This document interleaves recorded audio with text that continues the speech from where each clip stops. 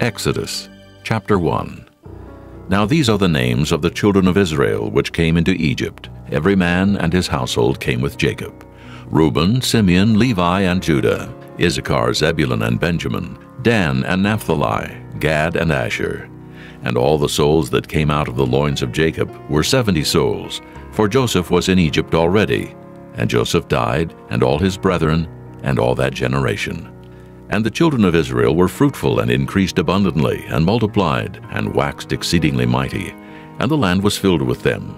Now there rose up a new king over Egypt, which knew not Joseph, and he said unto his people, Behold, the people of the children of Israel are more and mightier than we.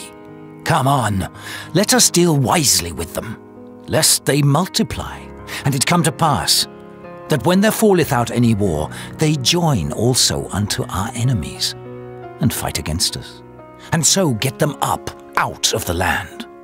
Therefore they did set over them taskmasters to afflict them with their burdens.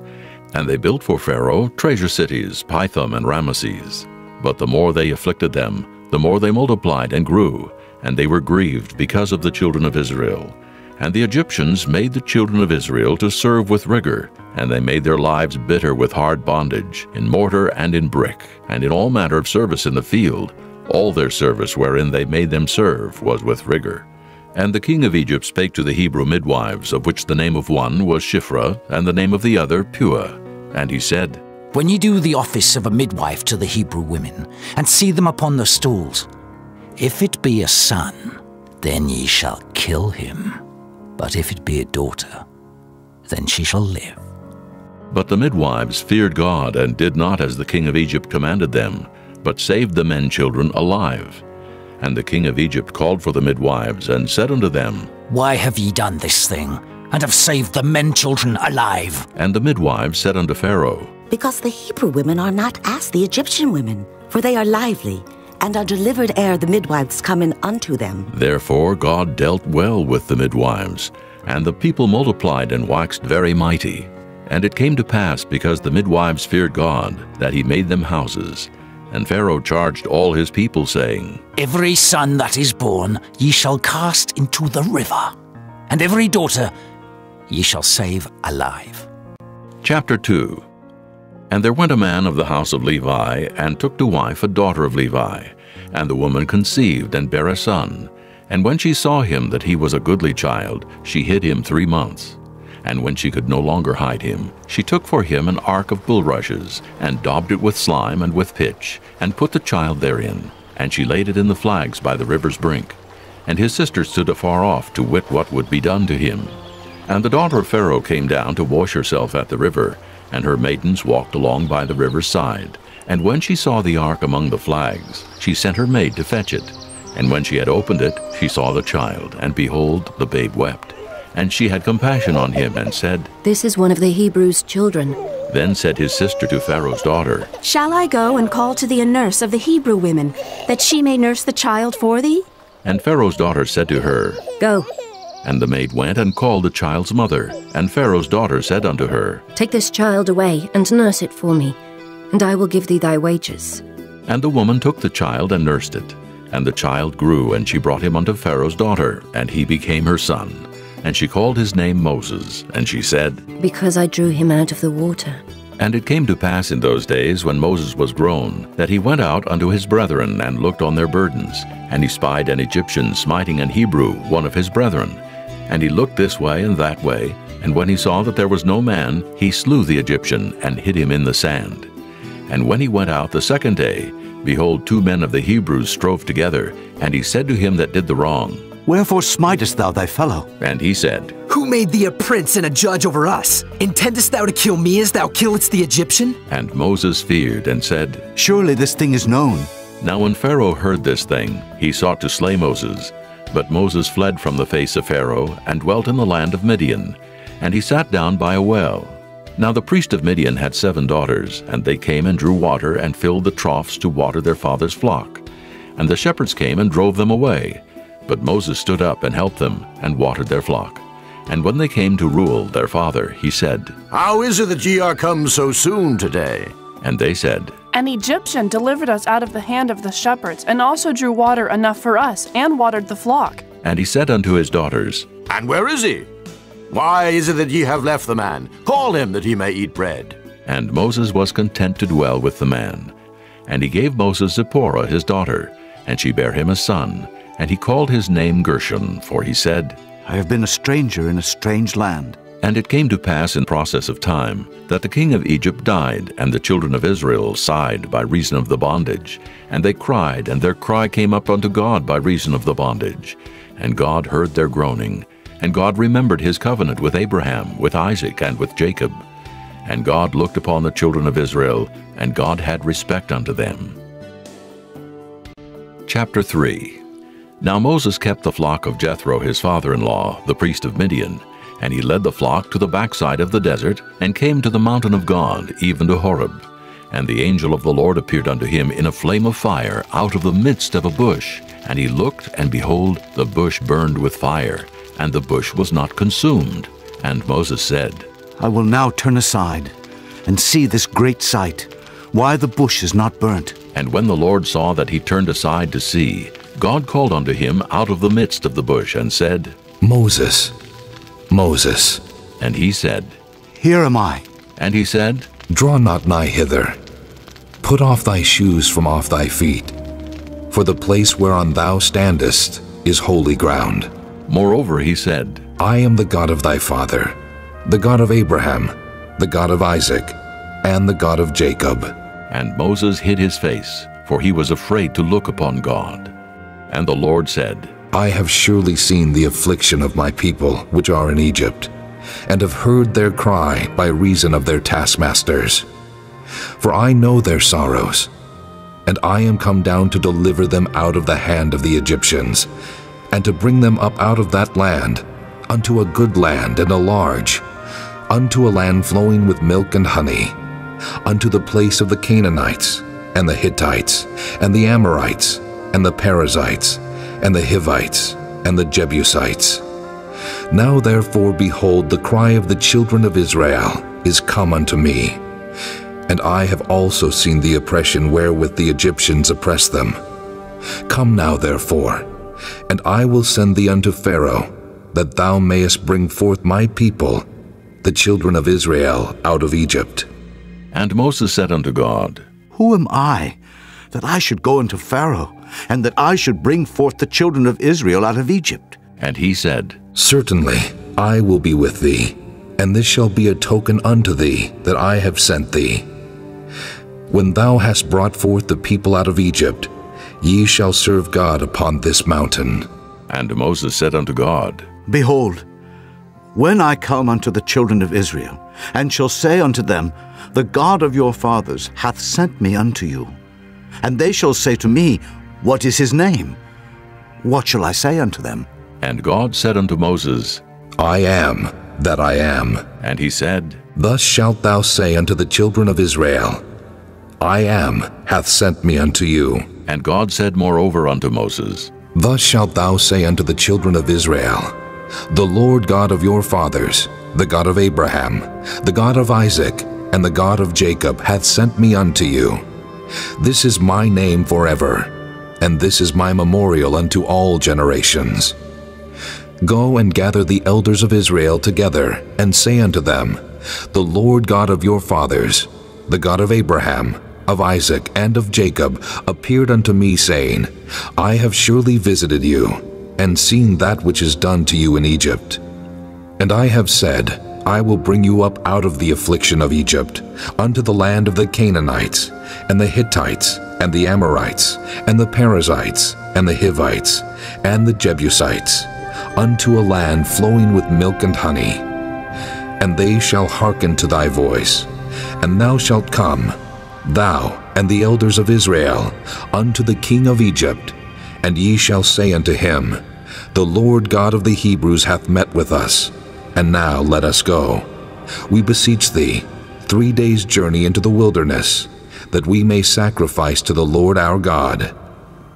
And I am sure that the king of Egypt will not let you go, no, not by a mighty hand.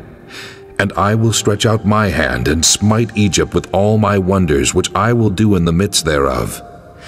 And after that he will let you go. And I will give this people favor in the sight of the Egyptians. And it shall come to pass, that when ye go, ye shall not go empty. But every woman shall borrow of her neighbor, and of her that sojourneth in her house, jewels of silver, and jewels of gold, and raiment. And ye shall put them upon your sons and upon your daughters, and ye shall spoil the Egyptians. Chapter 4. And Moses answered and said, But behold, they will not believe me, nor hearken unto my voice. For they will say, The Lord hath not appeared unto thee. And the Lord said unto him, What is that in thine hand? And he said, A rod. And he said, Cast it on the ground. And he cast it on the ground, and it became a serpent, and Moses fled from before it. And the Lord said unto Moses, Put forth thine hand, and take it by the tail. And he put forth his hand, and caught it, and it became a rod in his hand. That they may believe that the Lord God of their fathers, the God of Abraham, the God of Isaac, and the God of Jacob, hath appeared unto thee. And the Lord said furthermore unto him, Put now thine hand into thy bosom.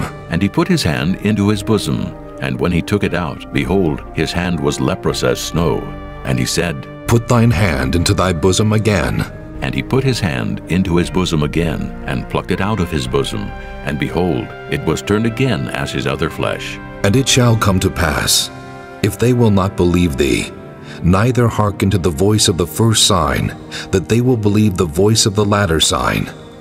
And it shall come to pass, if they will not believe also these two signs, neither hearken unto thy voice, that thou shalt take of the water of the river, and pour it upon the dry land.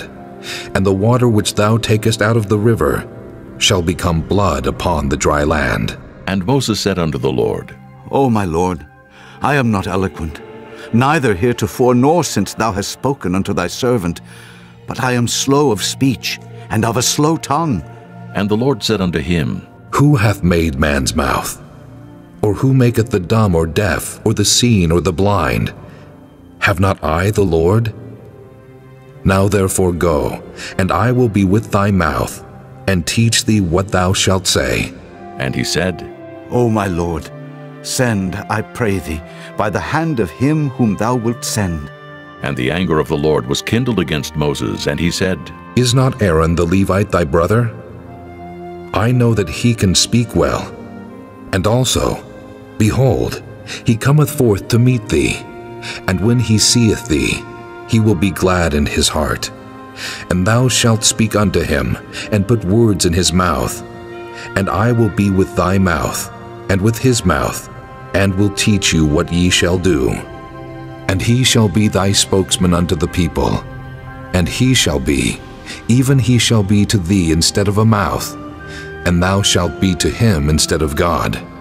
And thou shalt take this rod in thine hand, wherewith thou shalt do signs. And Moses went and returned to Jethro his father-in-law, and said unto him, Let me go, I pray thee, and return unto my brethren which are in Egypt, and see whether they be yet alive. And Jethro said to Moses, Go in peace. And the Lord said unto Moses in Midian, Go, return into Egypt, for all the men are dead which sought thy life. And Moses took his wife and his sons, and set them upon an ass, and he returned to the land of Egypt. And Moses took the rod of God in his hand. And the Lord said unto Moses, When thou goest to return into Egypt, see that thou do all those wonders before Pharaoh, which I have put in thine hand. But I will harden his heart, that he shall not let the people go.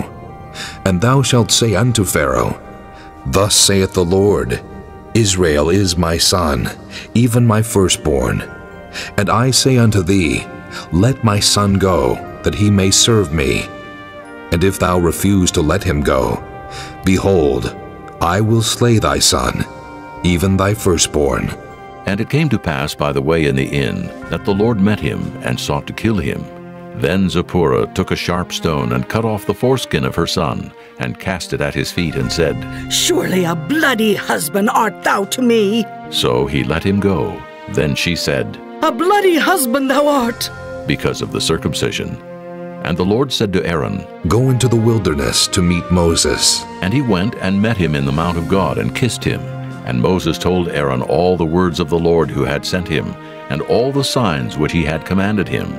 And Moses and Aaron went and gathered together all the elders of the children of Israel. And Aaron spake all the words which the Lord had spoken unto Moses, and did the signs in the sight of the people. And the people believed.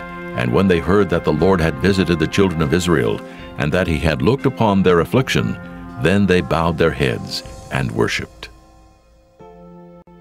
Chapter 5.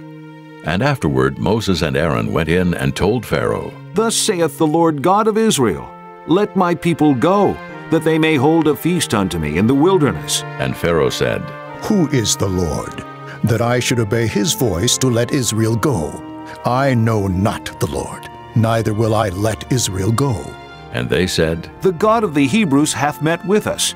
Let us go, we pray thee, 3 days' journey into the desert, and sacrifice unto the Lord our God, lest he fall upon us with pestilence or with the sword. And the king of Egypt said unto them, Wherefore do ye, Moses and Aaron, let the people from their works get you unto your burdens? And Pharaoh said, Behold, the people of the land now are many, and ye make them rest from their burdens.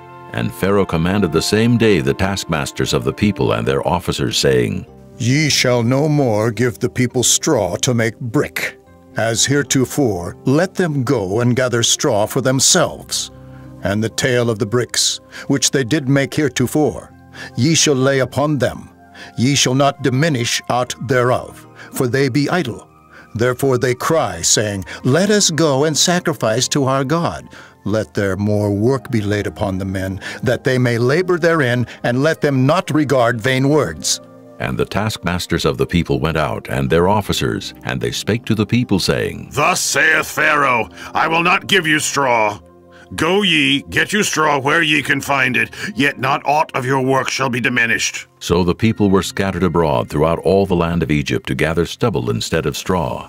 And the taskmasters hasted them, saying, Fulfill your works, your daily tasks, as when there was straw. And the officers of the children of Israel, which Pharaoh's taskmasters had set over them, were beaten and demanded, Wherefore have ye not fulfilled your task in making brick both yesterday and today, as heretofore? Then the officers of the children of Israel came and cried unto Pharaoh, saying, Wherefore dealest thou thus with thy servants?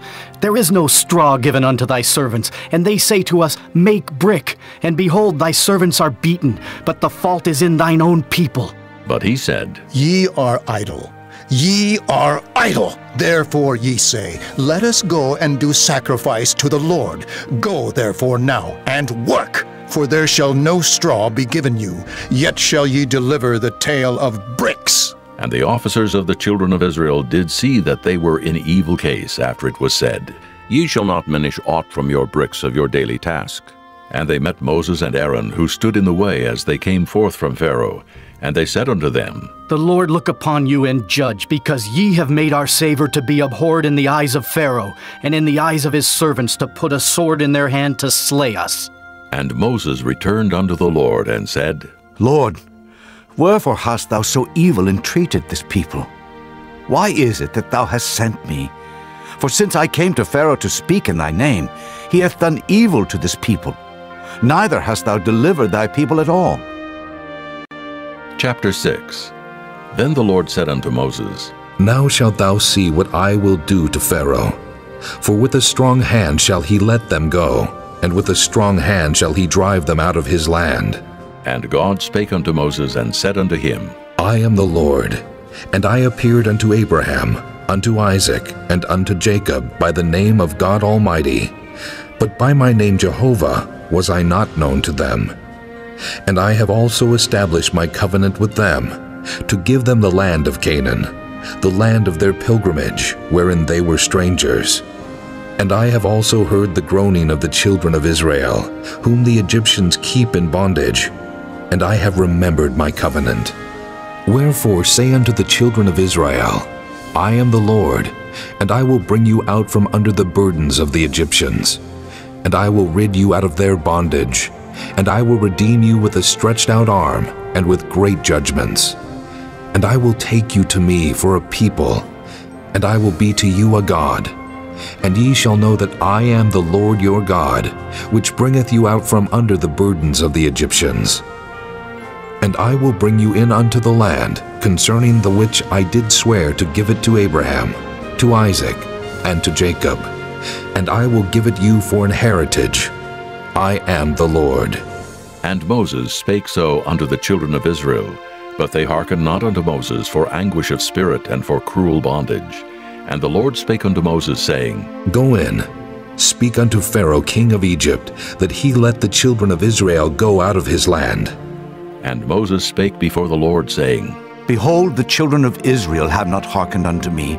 How then shall Pharaoh hear me, who am of uncircumcised lips? And the Lord spake unto Moses and unto Aaron, and gave them a charge unto the children of Israel, and unto Pharaoh king of Egypt, to bring the children of Israel out of the land of Egypt. These be the heads of their fathers' houses.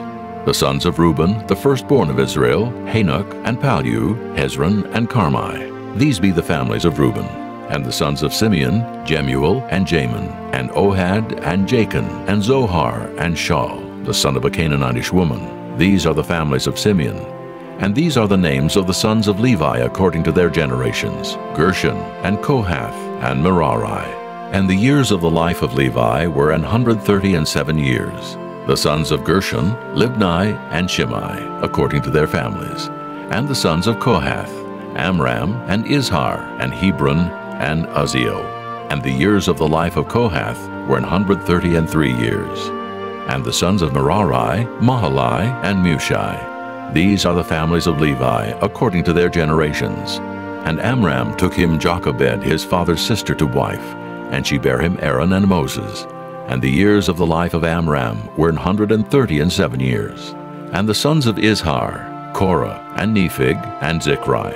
And the sons of Uzziel, Mishael, and Elzaphan, and Zithri. And Aaron took him Elisheba, daughter of Aminadab, sister of Naashon, to wife. And she bare him Nadab, and Abihu, Eleazar, and Ithamar. And the sons of Korah, Asir, and Elkanah, and Abiasaph. These are the families of the Korhites. And Eleazar, Aaron's son, took him one of the daughters of Putiel to wife, and she bare him Phinehas. These are the heads of the fathers of the Levites according to their families.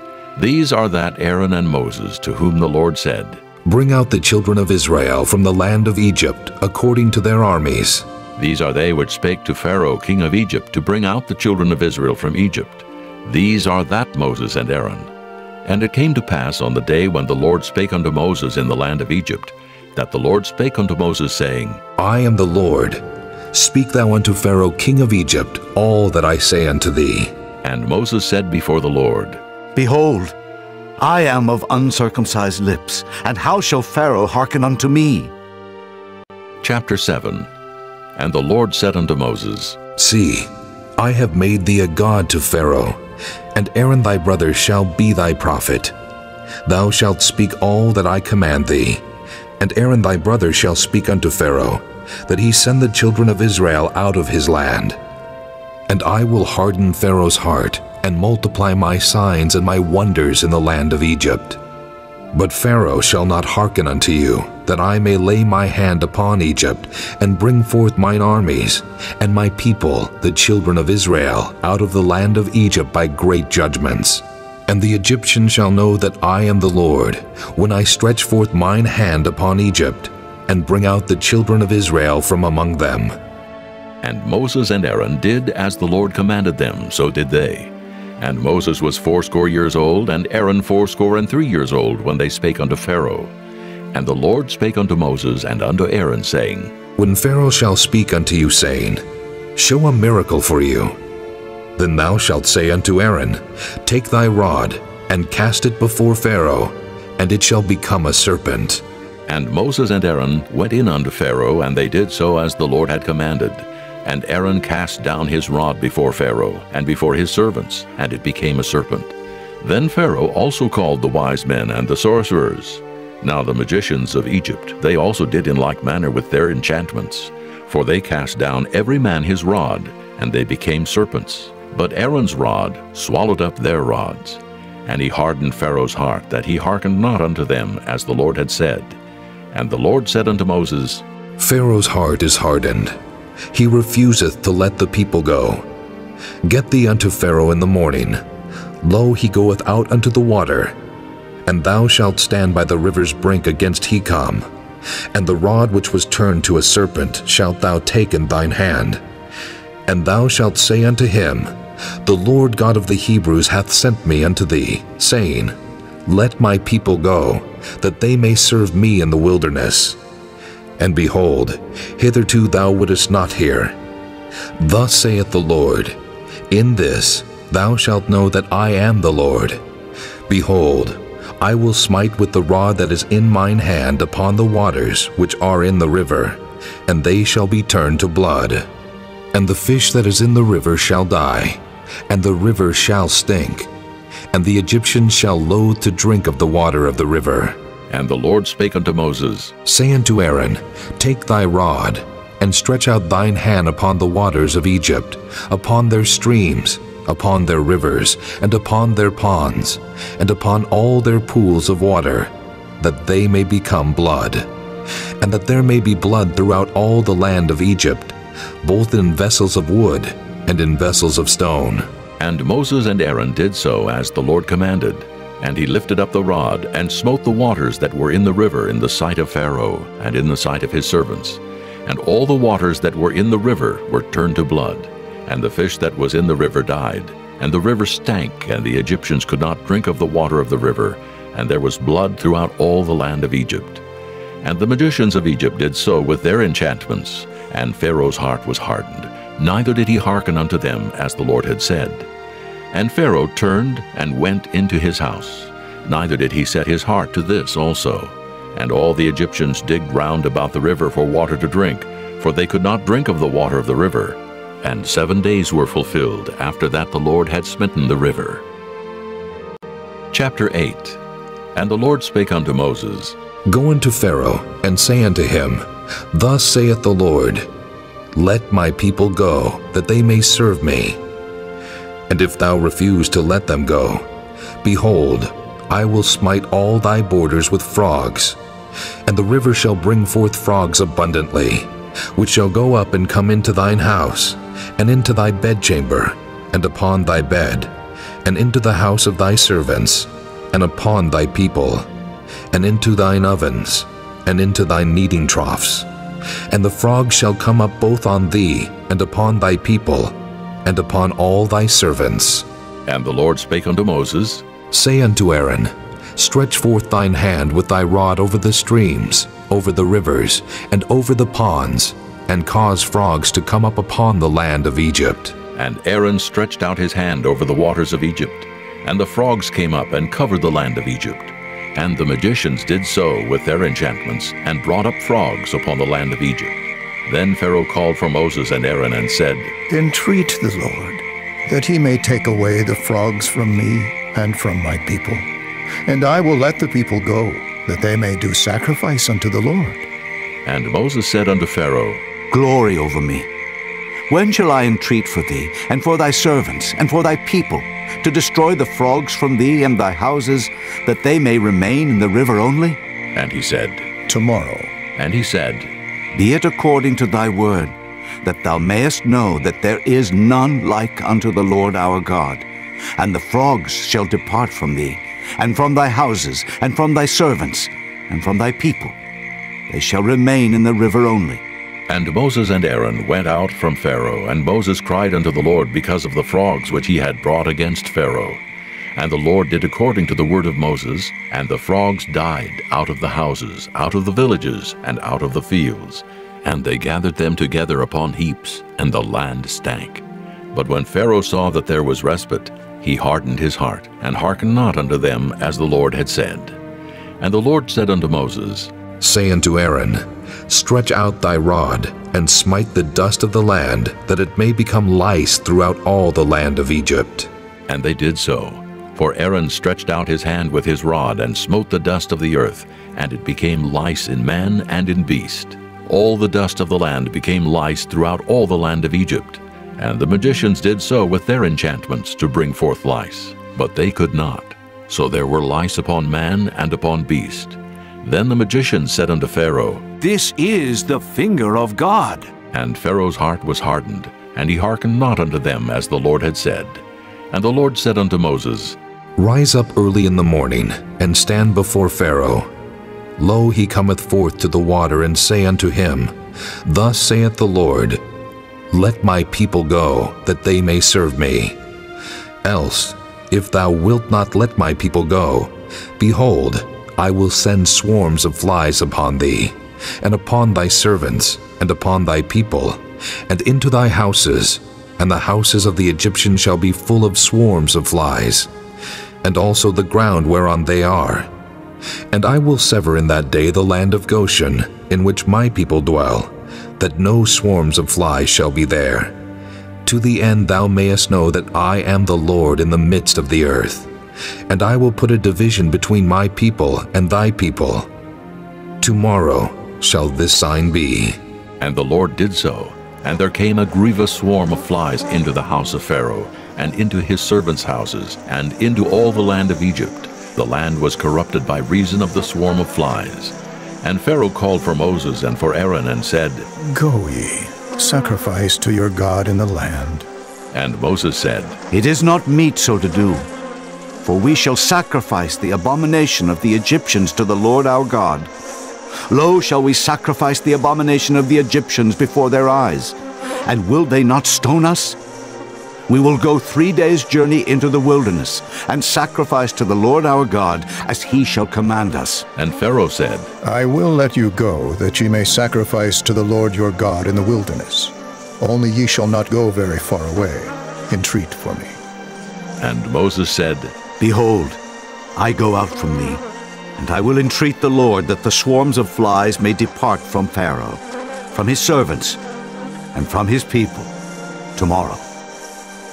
But let not Pharaoh deal deceitfully any more in not letting the people go to sacrifice to the Lord.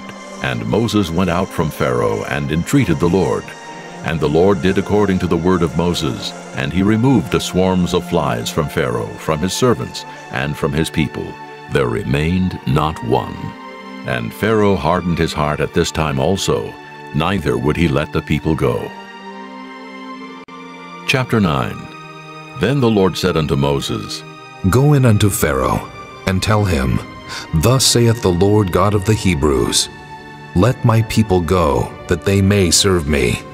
For if thou refuse to let them go, and wilt hold them still, behold, the hand of the Lord is upon thy cattle, which is in the field, upon the horses, upon the asses, upon the camels, upon the oxen, and upon the sheep. There shall be a very grievous murrain. And the Lord shall sever between the cattle of Israel and the cattle of Egypt, and there shall nothing die of all that is the children's of Israel. And the Lord appointed a set time, saying, Tomorrow the Lord shall do this thing in the land. And the Lord did that thing on the morrow, and all the cattle of Egypt died, but of the cattle of the children of Israel died not one. And Pharaoh sent, and behold, there was not one of the cattle of the Israelites dead. And the heart of Pharaoh was hardened, and he did not let the people go.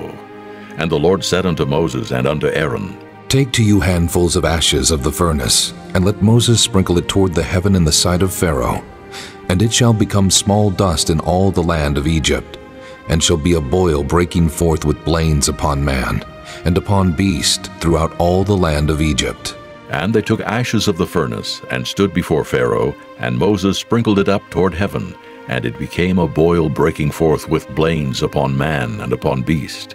And the magicians could not stand before Moses because of the boils, for the boil was upon the magicians and upon all the Egyptians. And the Lord hardened the heart of Pharaoh, and he hearkened not unto them, as the Lord had spoken unto Moses.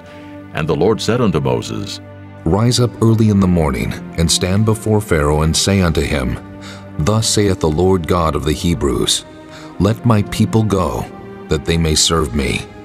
For I will at this time send all my plagues upon thine heart, and upon thy servants, and upon thy people, that thou mayest know that there is none like me in all the earth. For now I will stretch out my hand, that I may smite thee and thy people with pestilence, and thou shalt be cut off from the earth. And in very deed for this cause have I raised thee up, for to show in thee my power, and that my name may be declared throughout all the earth. As yet exaltest thou thyself against my people, that thou wilt not let them go? Behold, tomorrow about this time, I will cause it to rain a very grievous hail, such as hath not been in Egypt since the foundation thereof even until now.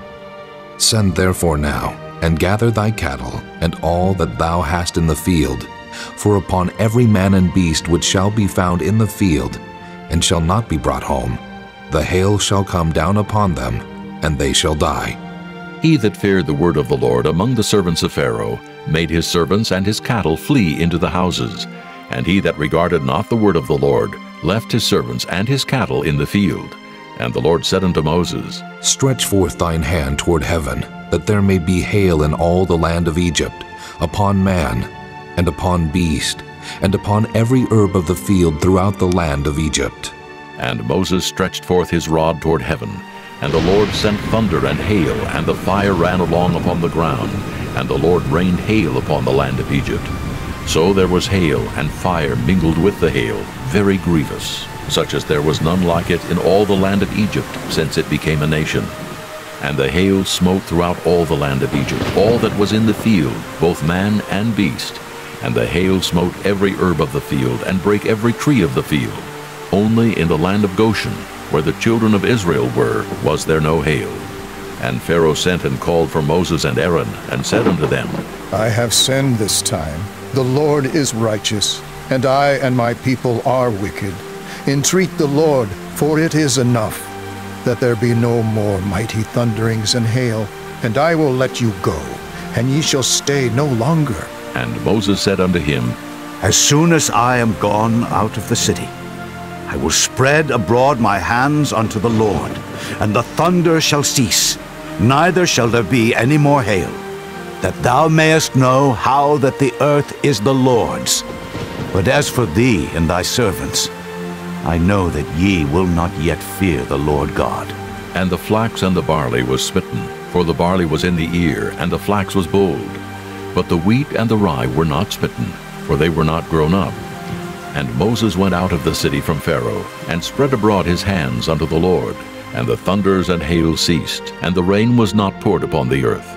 And when Pharaoh saw that the rain and the hail and the thunders were ceased, he sinned yet more, and hardened his heart, he and his servants. And the heart of Pharaoh was hardened, neither would he let the children of Israel go, as the Lord had spoken by Moses. Chapter 10.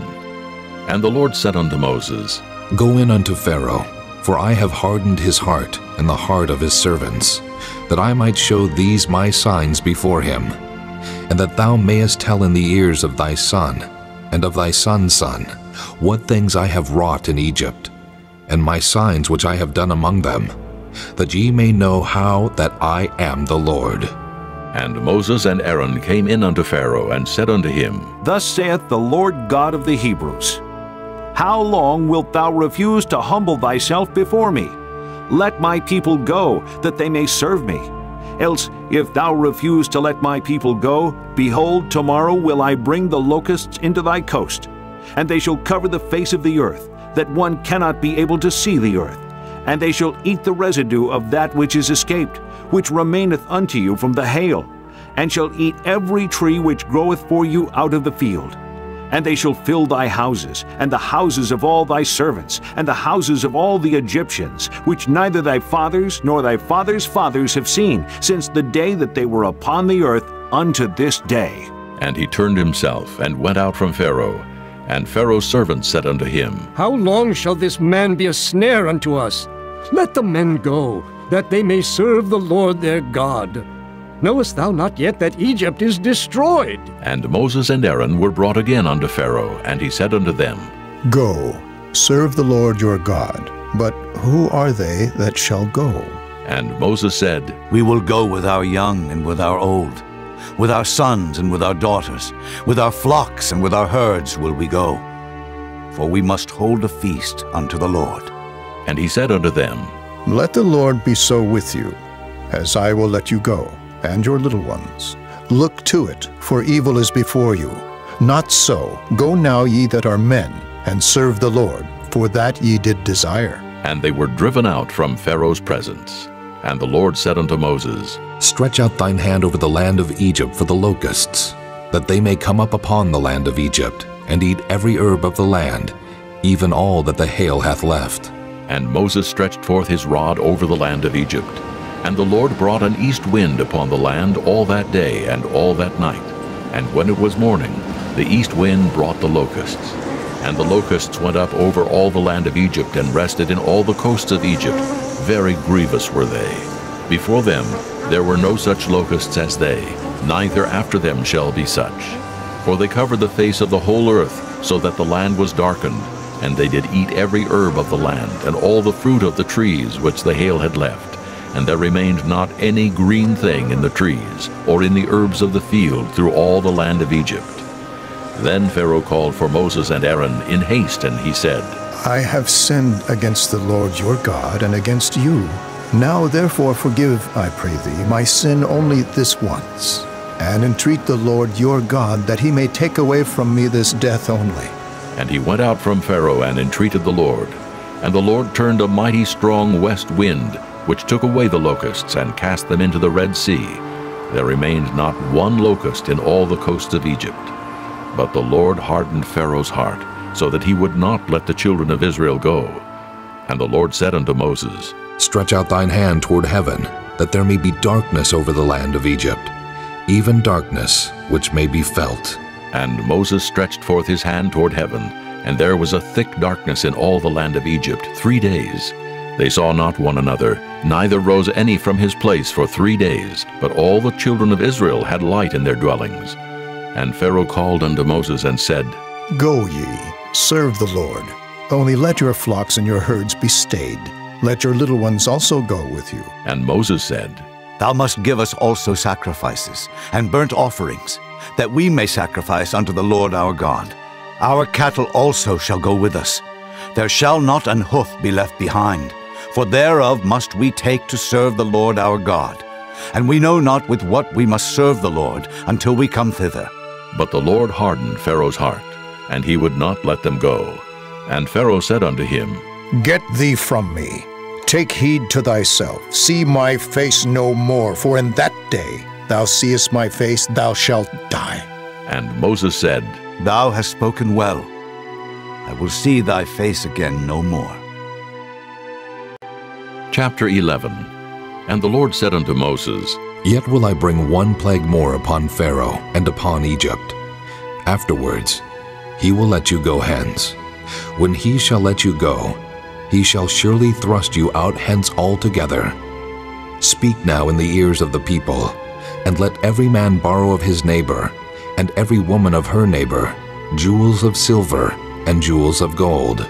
And the Lord gave the people favor in the sight of the Egyptians. Moreover, the man Moses was very great in the land of Egypt, in the sight of Pharaoh's servants, and in the sight of the people.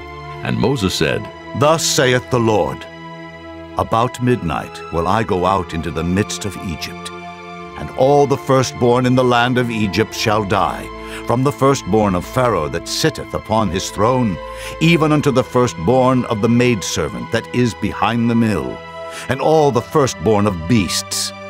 And there shall be a great cry throughout all the land of Egypt, such as there was none like it, nor shall be like it any more.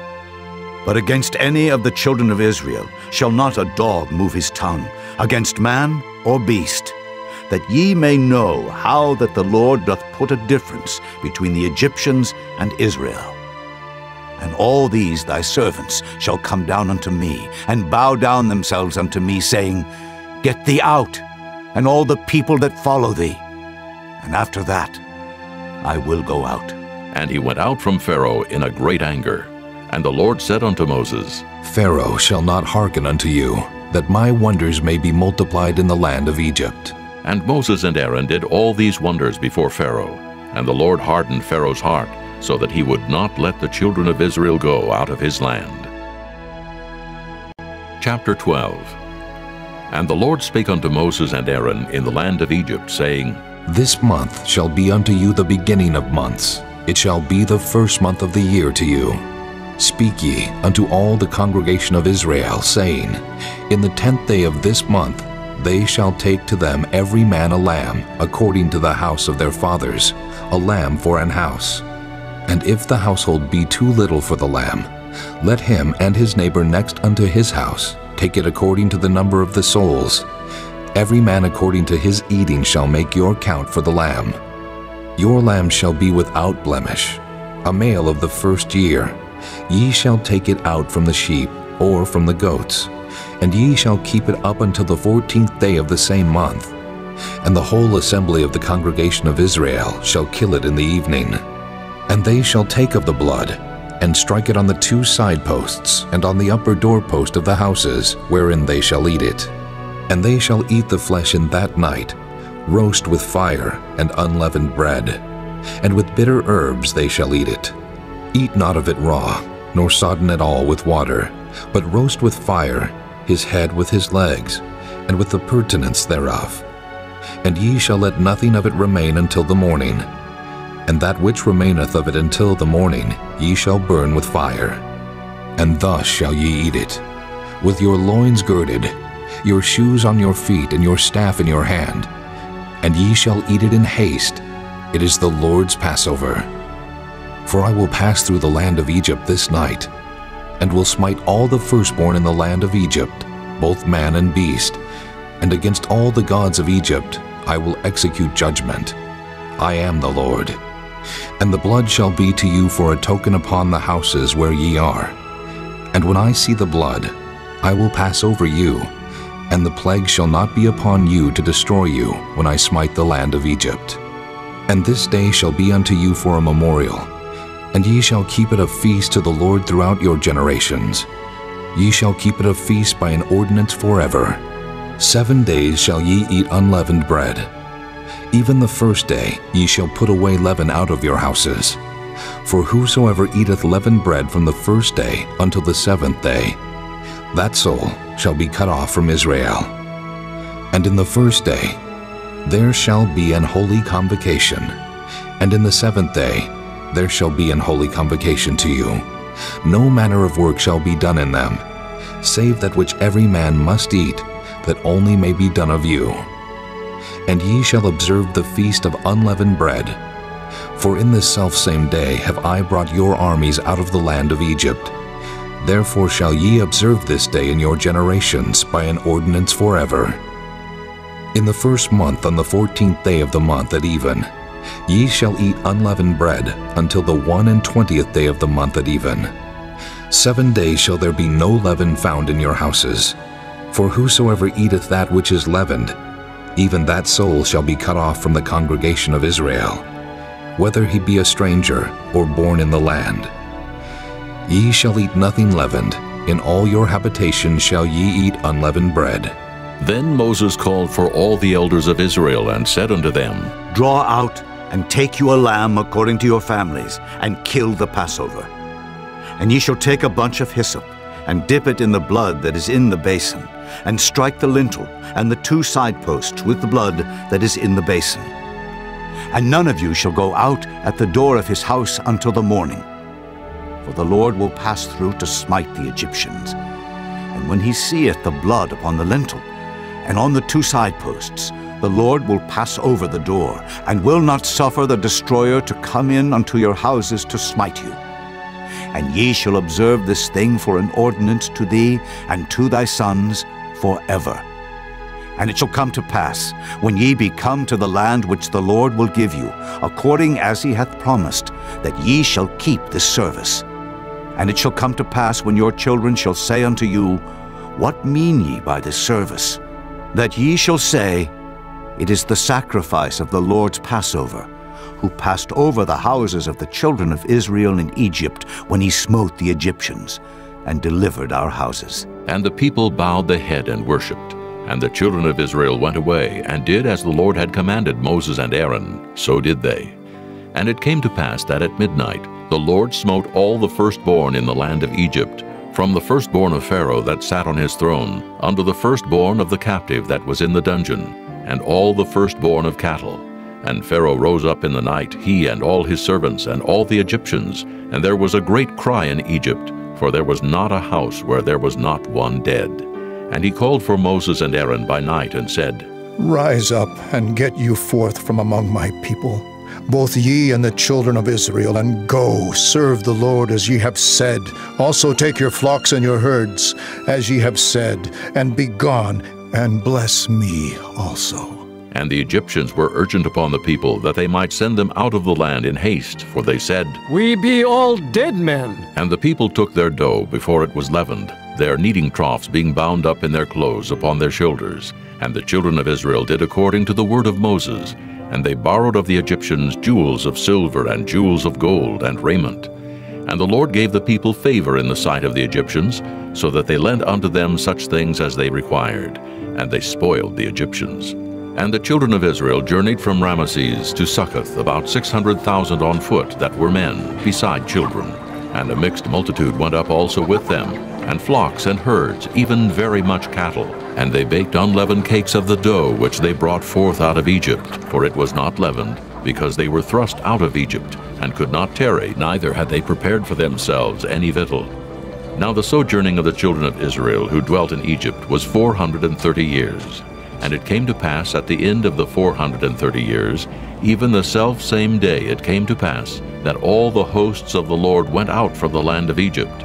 It is a night to be much observed unto the Lord for bringing them out of the land of Egypt. This is that night of the Lord to be observed of all the children of Israel in their generations. And the Lord said unto Moses and Aaron, This is the ordinance of the Passover. There shall no stranger eat thereof. But every man's servant that is bought for money, when thou hast circumcised him, then shall he eat thereof. A foreigner and an hired servant shall not eat thereof. In one house shall it be eaten. Thou shalt not carry forth aught of the flesh abroad out of the house, neither shall ye break a bone thereof. All the congregation of Israel shall keep it. And when a stranger shall sojourn with thee, and will keep the Passover to the Lord, let all his males be circumcised, and then let him come near and keep it. And he shall be as one that is born in the land, for no uncircumcised person shall eat thereof. One law shall be to him that is homeborn, and unto the stranger that sojourneth among you. Thus did all the children of Israel, as the Lord commanded Moses and Aaron, so did they. And it came to pass the selfsame day that the Lord did bring the children of Israel out of the land of Egypt by their armies. Chapter 13. And the Lord spake unto Moses, saying, Sanctify unto me all the firstborn. Whatsoever openeth the womb among the children of Israel, both of man and of beast, it is mine. And Moses said unto the people, Remember this day, in which ye came out from Egypt, out of the house of bondage.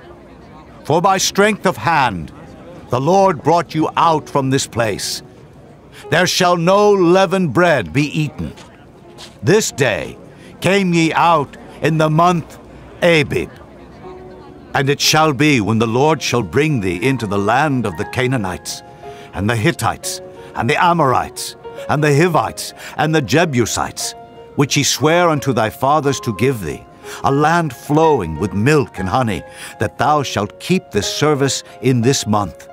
7 days thou shalt eat unleavened bread, and in the 7th day shall be a feast to the Lord. Unleavened bread shall be eaten 7 days, and there shall no leavened bread be seen with thee. Neither shall there be leaven seen with thee in all thy quarters. And thou shalt show thy son in that day, saying, This is done because of that which the Lord did unto me when I came forth out of Egypt. And it shall be for a sign unto thee upon thine hand, and for a memorial between thine eyes, that the Lord's law may be in thy mouth. For with a strong hand hath the Lord brought thee out of Egypt. Thou shalt therefore keep this ordinance in his season from year to year. And it shall be, when the Lord shall bring thee into the land of the Canaanites, as he sware unto thee and to thy fathers, and shall give it thee, that thou shalt set apart unto the Lord all that openeth the matrix, and every firstling that cometh of a beast which thou hast, the males shall be the Lord's. And every firstling of an ass thou shalt redeem with a lamb. And if thou wilt not redeem it, then thou shalt break his neck. And all the firstborn of man among thy children shalt thou redeem. And it shall be when thy son asketh thee in time to come, saying, What is this?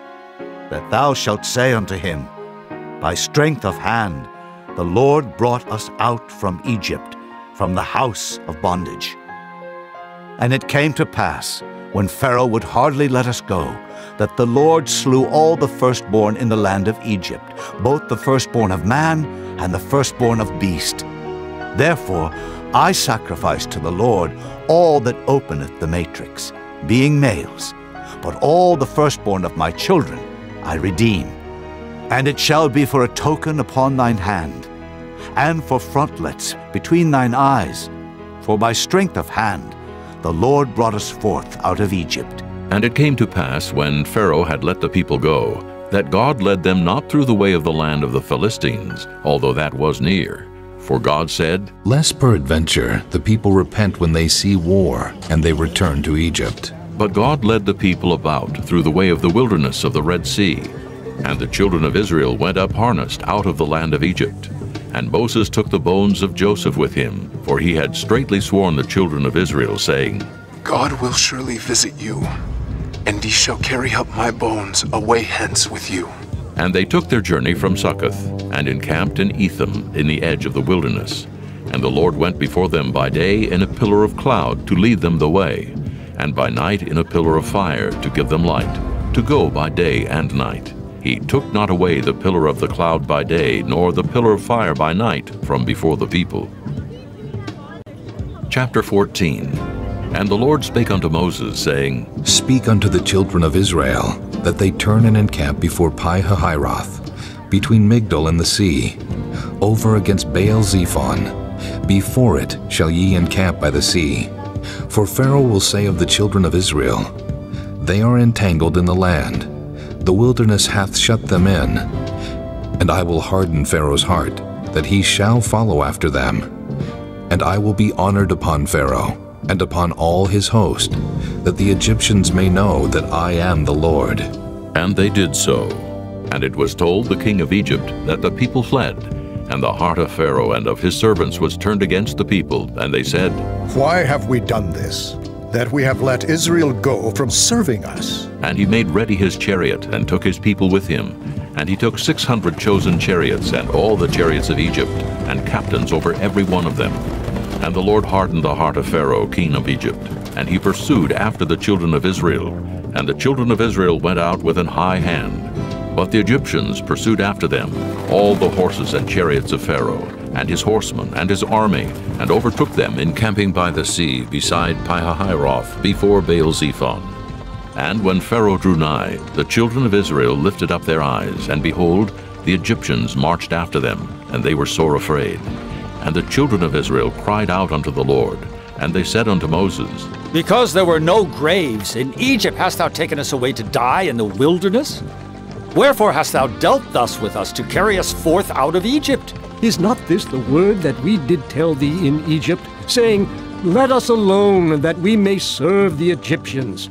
For it had been better for us to serve the Egyptians than that we should die in the wilderness. And Moses said unto the people, Fear ye not.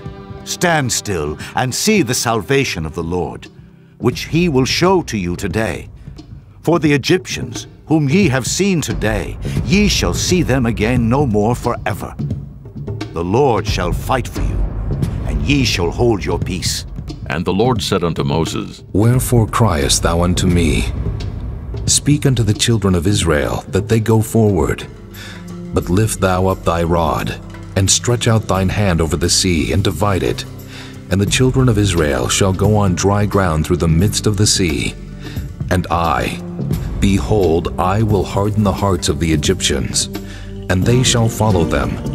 And I will get me honor upon Pharaoh, and upon all his host, upon his chariots, and upon his horsemen. And the Egyptians shall know that I am the Lord, when I have gotten me honor upon Pharaoh, upon his chariots, and upon his horsemen. And the angel of God, which went before the camp of Israel, removed and went behind them. And the pillar of the cloud went from before their face, and stood behind them. And it came between the camp of the Egyptians and the camp of Israel, and it was a cloud and darkness to them, but it gave light by night to these, so that the one came not near the other all the night. And Moses stretched out his hand over the sea, and the Lord caused the sea to go back by a strong east wind all that night, and made the sea dry land, and the waters were divided. And the children of Israel went into the midst of the sea upon the dry ground, and the waters were a wall unto them on their right hand and on their left. And the Egyptians pursued, and went in after them to the midst of the sea, even all Pharaoh's horses, his chariots, and his horsemen.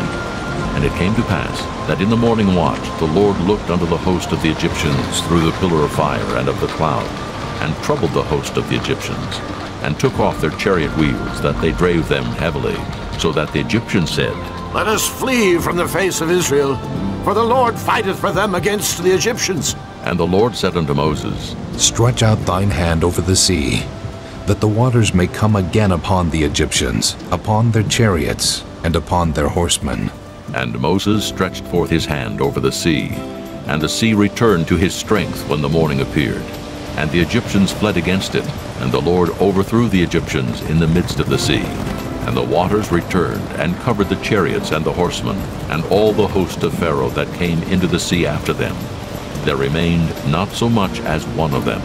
But the children of Israel walked upon dry land in the midst of the sea, and the waters were a wall unto them on their right hand and on their left.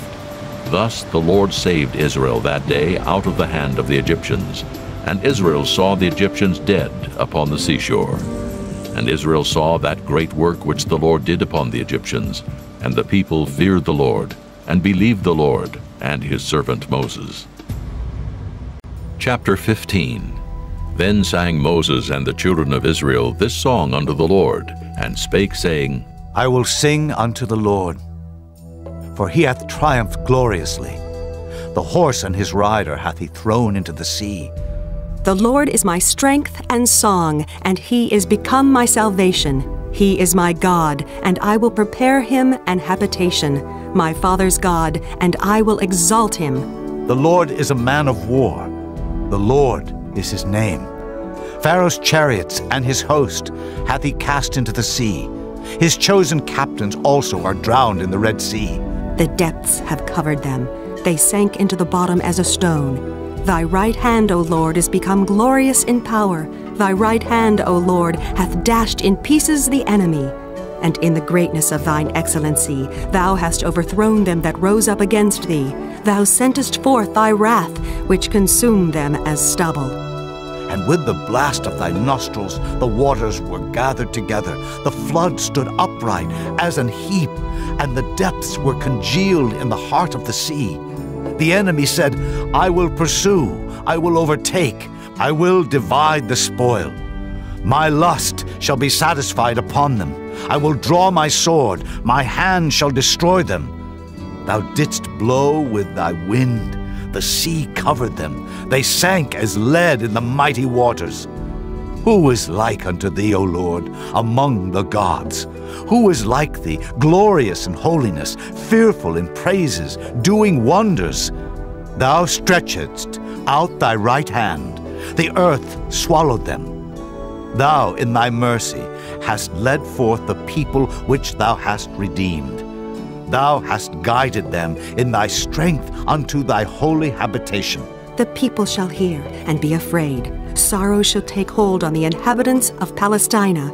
Then the dukes of Edom shall be amazed. The mighty men of Moab, trembling, shall take hold upon them. All the inhabitants of Canaan shall melt away. Fear and dread shall fall upon them. By the greatness of thine arm they shall be as still as a stone, till thy people pass over, O Lord, till the people pass over which thou hast purchased.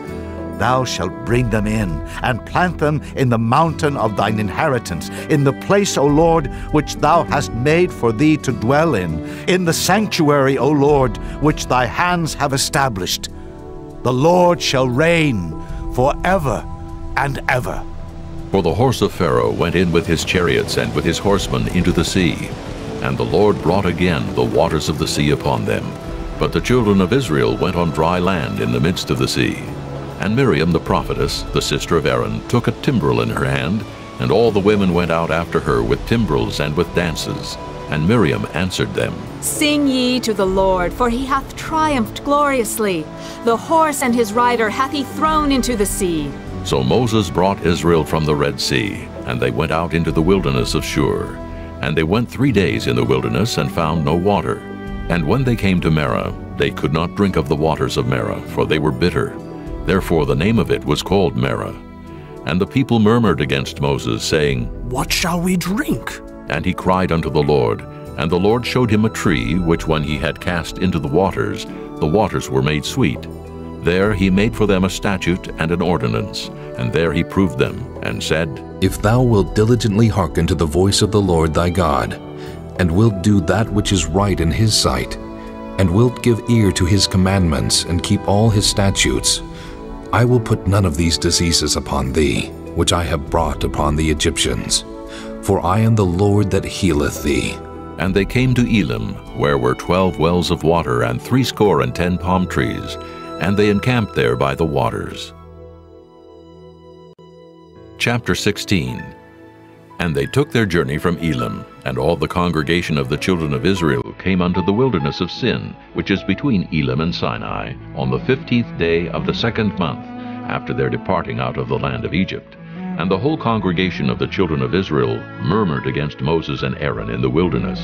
And the children of Israel said unto them, Would to God we had died by the hand of the Lord in the land of Egypt, when we sat by the flesh pots, and when we did eat bread to the full. For ye have brought us forth into this wilderness, to kill this whole assembly with hunger. Then said the Lord unto Moses, Behold, I will rain bread from heaven for you. And the people shall go out and gather a certain rate every day, that I may prove them whether they will walk in my law or no.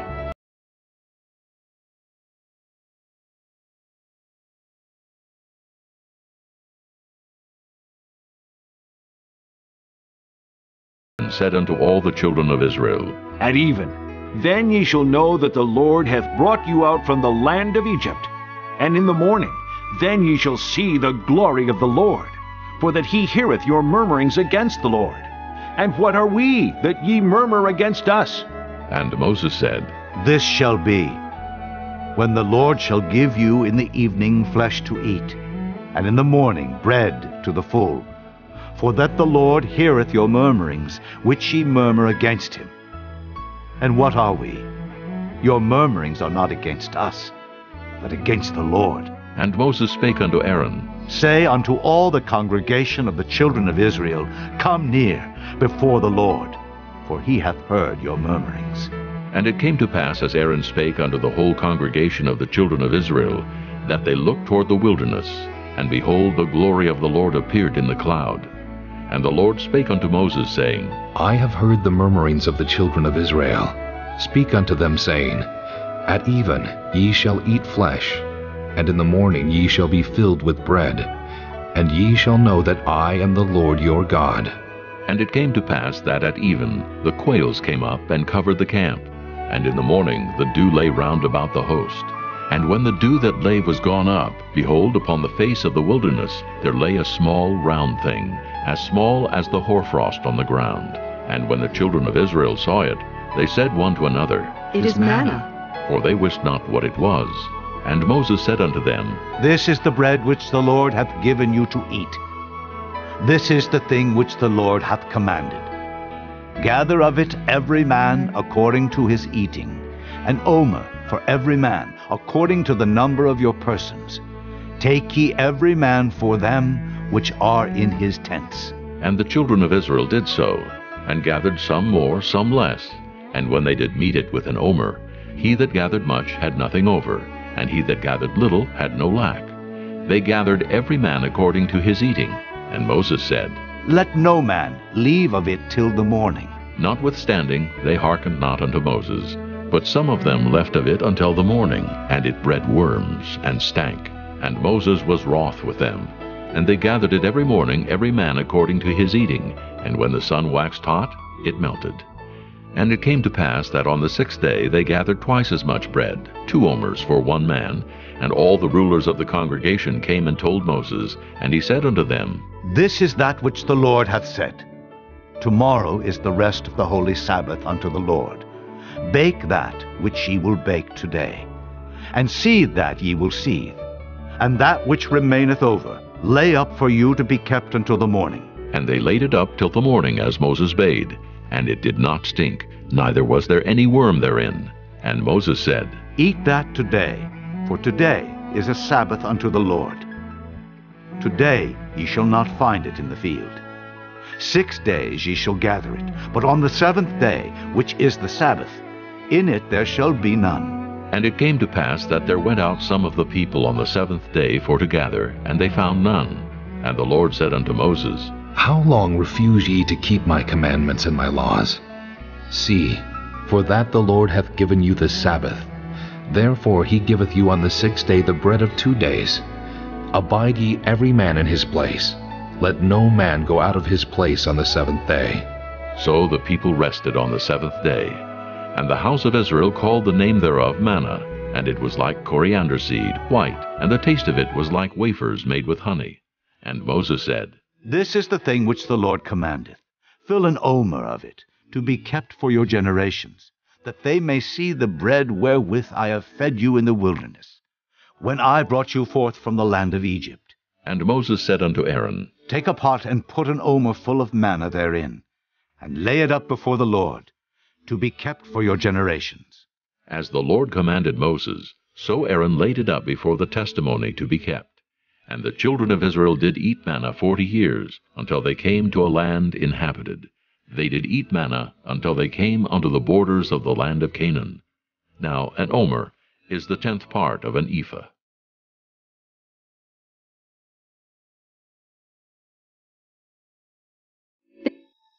Chapter 17. And all the congregation of the children of Israel journeyed from the wilderness of Sin, after their journeys according to the commandment of the Lord, and pitched in Rephidim. And there was no water for the people to drink. Wherefore the people did chide with Moses, and said, Give us water, that we may drink. And Moses said unto them, Why chide ye with me? Wherefore do ye tempt the Lord? And the people thirsted there for water. And the people murmured against Moses, and said, Wherefore is this, that thou hast brought us up out of Egypt, to kill us and our children and our cattle with thirst? And Moses cried unto the Lord, saying, What shall I do unto this people? They be almost ready to stone me. And the Lord said unto Moses, Go on before the people, and take with thee of the elders of Israel, and thy rod wherewith thou smotest the river, take in thine hand, and go. Behold, I will stand before thee there upon the rock in Horeb, and thou shalt smite the rock, and there shall come water out of it, that the people may drink. And Moses did so in the sight of the elders of Israel. And he called the name of the place Massah and Meribah, because of the chiding of the children of Israel, and because they tempted the Lord, saying, Is the Lord among us, or not? Then came Amalek and fought with Israel in Rephidim. And Moses said unto Joshua, Choose us out men, and go out, fight with Amalek. Tomorrow I will stand on the top of the hill with the rod of God in mine hand. So Joshua did as Moses had said to him, and fought with Amalek. And Moses, Aaron, and Hur went up to the top of the hill. And it came to pass, when Moses held up his hand, that Israel prevailed. And when he let down his hand, Amalek prevailed. But Moses' hands were heavy, and they took a stone and put it under him, and he sat thereon. And Aaron and Hur stayed up his hands, the one on the one side, and the other on the other side. And his hands were steady until the going down of the sun. And Joshua discomfited Amalek and his people with the edge of the sword. And the Lord said unto Moses, Write this for a memorial in a book, and rehearse it in the ears of Joshua. For I will utterly put out the remembrance of Amalek from under heaven. And Moses built an altar, and called the name of it Jehovah Nissi. For he said, Because the Lord hath sworn that the Lord will have war with Amalek from generation to generation. Chapter 18. When Jethro, the priest of Midian, Moses' father-in-law, heard of all that God had done for Moses and for Israel his people, and that the Lord had brought Israel out of Egypt, then Jethro, Moses' father-in-law, took Zipporah, Moses' wife, after he had sent her back, and her 2 sons, of which the name of the one was Gershom. For he said, I have been an alien in a strange land. And the name of the other was Eliezer, for "The God of my father," said he, "was mine help, and delivered me from the sword of Pharaoh." And Jethro, Moses' father-in-law, came with his sons and his wife unto Moses into the wilderness, where he encamped at the mount of God. And he said unto Moses, I, thy father-in-law Jethro, am come unto thee, and thy wife and her 2 sons with her. And Moses went out to meet his father-in-law, and did obeisance, and kissed him. And they asked each other of their welfare, and they came into the tent. And Moses told his father-in-law all that the Lord had done unto Pharaoh and to the Egyptians for Israel's sake, and all the travail that had come upon them by the way, and how the Lord delivered them. And Jethro rejoiced for all the goodness which the Lord had done to Israel, whom he had delivered out of the hand of the Egyptians. And Jethro said, Blessed be the Lord, who hath delivered you out of the hand of the Egyptians, and out of the hand of Pharaoh, who hath delivered the people from under the hand of the Egyptians. Now I know that the Lord is greater than all gods, for in the thing wherein they dealt proudly he was above them. And Jethro, Moses' father-in-law, took a burnt offering and sacrifices for God. And Aaron came and all the elders of Israel to eat bread with Moses' father-in-law before God. And it came to pass on the morrow that Moses sat to judge the people, and the people stood by Moses from the morning unto the evening. And when Moses' father-in-law saw all that he did to the people, he said, What is this thing that thou doest to the people? Why sittest thou thyself alone, and all the people stand by thee from morning unto even? And Moses said unto his father-in-law, Because the people come unto me to inquire of God. When they have a matter, they come unto me, and I judge between one and another. And I do make them know the statutes of God, and his laws. And Moses' father-in-law said unto him, The thing that thou doest is not good. Thou wilt surely wear away, both thou and this people that is with thee. For this thing is too heavy for thee. Thou art not able to perform it thyself alone. Hearken now unto my voice. I will give thee counsel, and God shall be with thee. Be thou for the people to Godward, that thou mayest bring the causes unto God. And thou shalt teach them ordinances and laws, and shalt show them the way wherein they must walk, and the work that they must do. Moreover, thou shalt provide out of all the people able men, such as fear God, men of truth, hating covetousness, and place such over them to be rulers of thousands, and rulers of hundreds, rulers of 50s, and rulers of 10s. And let them judge the people at all seasons. And it shall be that every great matter they shall bring unto thee, but every small matter they shall judge. So shall it be easier for thyself, and they shall bear the burden with thee. If thou shalt do this thing, and God command thee so, then thou shalt be able to endure, and all this people shall also go to their place in peace. So Moses hearkened to the voice of his father-in-law, and did all that he had said. And Moses chose able men out of all Israel, and made them heads over the people, rulers of thousands, rulers of hundreds, rulers of 50s, and rulers of 10s. And they judged the people at all seasons. The hard causes they brought unto Moses, but every small matter they judged themselves. And Moses let his father-in-law depart, and he went his way into his own land. Chapter 19. In the 3rd month, when the children of Israel were gone forth out of the land of Egypt, the same day came they into the wilderness of Sinai, for they were departed from Rephidim, and were come to the desert of Sinai, and had pitched in the wilderness. And there Israel camped before the mount. And Moses went up unto God, and the Lord called unto him out of the mountain, saying, Thus shalt thou say to the house of Jacob, and tell the children of Israel, Ye have seen what I did unto the Egyptians, and how I bare you on eagle's wings, and brought you unto myself. Now therefore, if ye will obey my voice indeed, and keep my covenant, then ye shall be a peculiar treasure unto me above all people. For all the earth is mine, and ye shall be unto me a kingdom of priests, and an holy nation. These are the words which thou shalt speak unto the children of Israel. And Moses came and called for the elders of the people, and laid before their faces all these words which the Lord commanded him. And all the people answered together and said, All that the Lord hath spoken we will do. And Moses returned the words of the people unto the Lord. And the Lord said unto Moses, Lo, I come unto thee in a thick cloud, that the people may hear when I speak with thee, and believe thee forever. And Moses told the words of the people unto the Lord. And the Lord said unto Moses, Go unto the people, and sanctify them today and tomorrow. and let them wash their clothes, and be ready against the third day. For the third day the Lord will come down in the sight of all the people upon Mount Sinai. And thou shalt set bounds unto the people round about, saying, Take heed to yourselves, that ye go not up into the mount, or touch the border of it. Whosoever toucheth the mount shall be surely put to death. There shall not an hand touch it, but he shall surely be stoned or shot through. Whether it be beast or man, it shall not live. When the trumpet soundeth long, they shall come up to the mount. And Moses went down from the mount unto the people, and sanctified the people, and they washed their clothes. And he said unto the people, Be ready against the third day.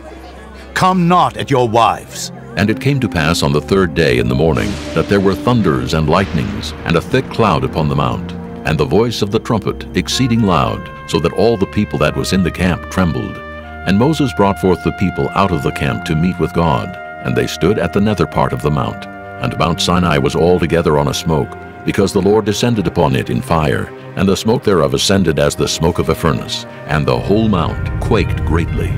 And when the voice of the trumpet sounded long, and waxed louder and louder, Moses spake, and God answered him by a voice. And the Lord came down upon Mount Sinai, on the top of the mount, and the Lord called Moses up to the top of the mount. And Moses went up, and the Lord said unto Moses, Go down, charge the people lest they break through unto the Lord to gaze, and many of them perish.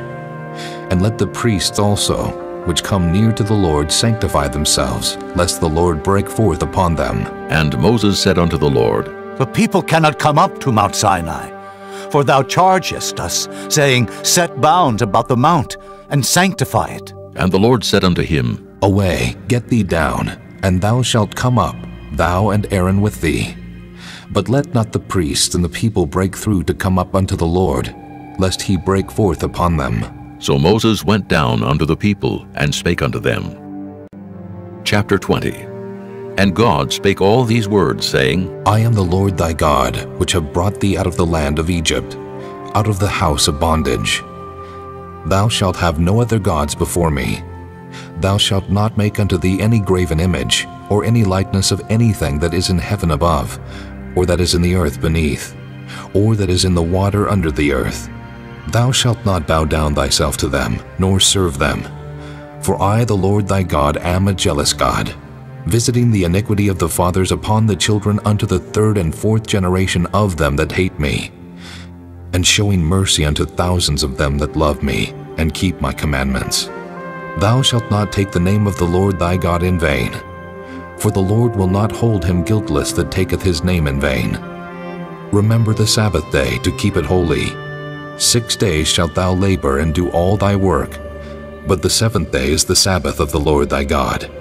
In it thou shalt not do any work, thou, nor thy son, nor thy daughter, thy manservant, nor thy maidservant, nor thy cattle, nor thy stranger that is within thy gates. For in 6 days the Lord made heaven and earth, the sea, and all that in them is, and rested the seventh day. Wherefore the Lord blessed the Sabbath day, and hallowed it. Honor thy father and thy mother, that thy days may be long upon the land which the Lord thy God giveth thee. Thou shalt not kill. Thou shalt not commit adultery. Thou shalt not steal. Thou shalt not bear false witness against thy neighbor. Thou shalt not covet thy neighbor's house. Thou shalt not covet thy neighbor's wife, nor his manservant, nor his maidservant, nor his ox, nor his ass, nor anything that is thy neighbor's. And all the people saw the thunderings and the lightnings, and the noise of the trumpet, and the mountain smoking. And when the people saw it, they removed and stood afar off. And they said unto Moses, Speak thou with us, and we will hear.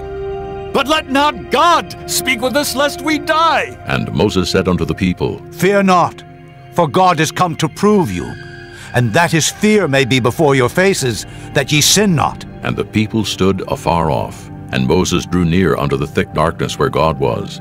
And the Lord said unto Moses, Thus thou shalt say unto the children of Israel, Ye have seen that I have talked with you from heaven. Ye shall not make with me gods of silver, neither shall ye make unto you gods of gold. An altar of earth thou shalt make unto me, and shalt sacrifice thereon thy burnt offerings, and thy peace offerings, thy sheep, and thine oxen. In all places where I record my name I will come unto thee, and I will bless thee. And if thou wilt make me an altar of stone, thou shalt not build it of hewn stone, for if thou lift up thy tool upon it, thou hast polluted it. Neither shalt thou go up by steps unto mine altar, that thy nakedness be not discovered thereon. Chapter 21. Now these are the judgments which thou shalt set before them. If thou buy an Hebrew servant, 6 years he shall serve, and in the 7th he shall go out free for nothing. If he came in by himself, he shall go out by himself. If he were married, then his wife shall go out with him. If his master have given him a wife, and she have borne him sons or daughters, the wife and her children shall be her master's, and he shall go out by himself.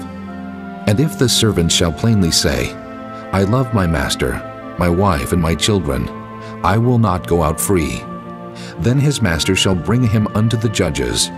He shall also bring him to the door, or unto the doorpost, and his master shall bore his ear through with an awl, and he shall serve him forever.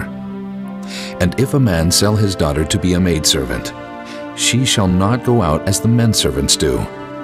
If she please not her master, who hath betrothed her to himself, then shall he let her be redeemed. To sell her unto a strange nation he shall have no power, seeing he hath dealt deceitfully with her. And if he have betrothed her unto his son, he shall deal with her after the manner of daughters. If he take him another wife, her food, her raiment, and her duty of marriage shall he not diminish. And if he do not these 3 unto her, then shall she go out free without money. He that smiteth a man so that he die, shall be surely put to death. And if a man lie not in wait, but God deliver him into his hand, then I will appoint thee a place whither he shall flee. But if a man come presumptuously upon his neighbor to slay him with guile, thou shalt take him from mine altar, that he may die. And he that smiteth his father or his mother shall be surely put to death. And he that stealeth a man and selleth him, or if he be found in his hand, he shall surely be put to death. And he that curseth his father or his mother shall surely be put to death. And if men strive together, and one smite another with a stone or with his fist, and he die not, but keepeth his bed, if he rise again, and walk abroad upon his staff, then shall he that smote him be quit. Only he shall pay for the loss of his time, and shall cause him to be thoroughly healed. And if a man smite his servant or his maid with a rod, and he die under his hand, he shall be surely punished. Notwithstanding, if he continue a day or 2, he shall not be punished, for he is his money. If men strive and hurt a woman with child, so that her fruit depart from her, and yet no mischief follow, he shall be surely punished, according as the woman's husband will lay upon him, and he shall pay as the judges determine. And if any mischief follow, then thou shalt give life for life, eye for eye, tooth for tooth, hand for hand, foot for foot, burning for burning, wound for wound, stripe for stripe. And if a man smite the eye of his servant, or the eye of his maid, that it perish, he shall let him go free for his eye's sake. And if he smite out his manservant's tooth, or his maidservant's tooth, he shall let him go free for his tooth's sake. If an ox gore a man or a woman, that they die, then the ox shall be surely stoned, and his flesh shall not be eaten, but the owner of the ox shall be quit. But if the ox were wont to push with his horn in time past, and it hath been testified to his owner, and he hath not kept him in, but that he hath killed a man or a woman, the ox shall be stoned, and his owner also shall be put to death. If there be laid on him a sum of money, then he shall give for the ransom of his life whatsoever is laid upon him. Whether he have gored a son, or have gored a daughter, according to this judgment shall it be done unto him.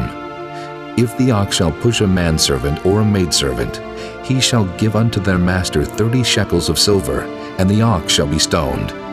And if a man shall open a pit, or if a man shall dig a pit, and not cover it, and an ox or an ass fall therein, the owner of the pit shall make it good, and give money unto the owner of them, and the dead beast shall be his.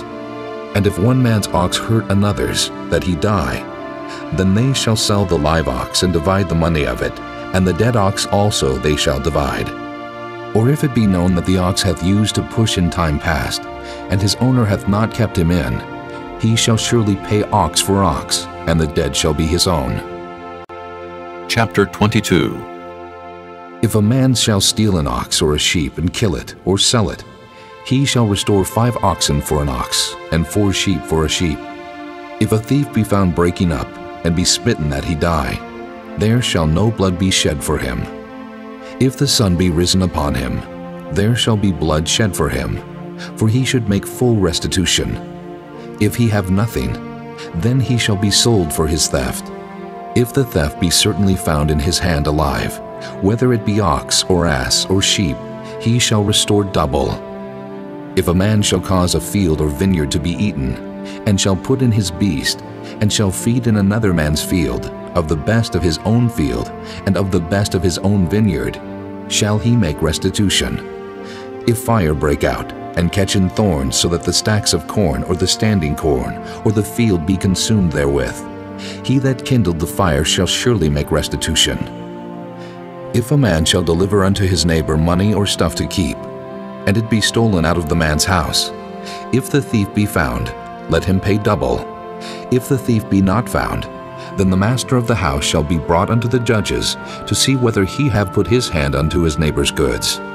For all manner of trespass, whether it be for ox, for ass, for sheep, for raiment, or for any manner of lost thing which another challengeth to be his, the cause of both parties shall come before the judges, and whom the judges shall condemn, he shall pay double unto his neighbor. If a man deliver unto his neighbor an ass, or an ox, or a sheep, or any beast to keep, and it die, or be hurt, or driven away, no man seeing it, then shall an oath of the Lord be between them both, that he hath not put his hand unto his neighbor's goods, and the owner of it shall accept thereof, and he shall not make it good. And if it be stolen from him, he shall make restitution unto the owner thereof. If it be torn in pieces, then let him bring it for witness, and he shall not make good that which was torn.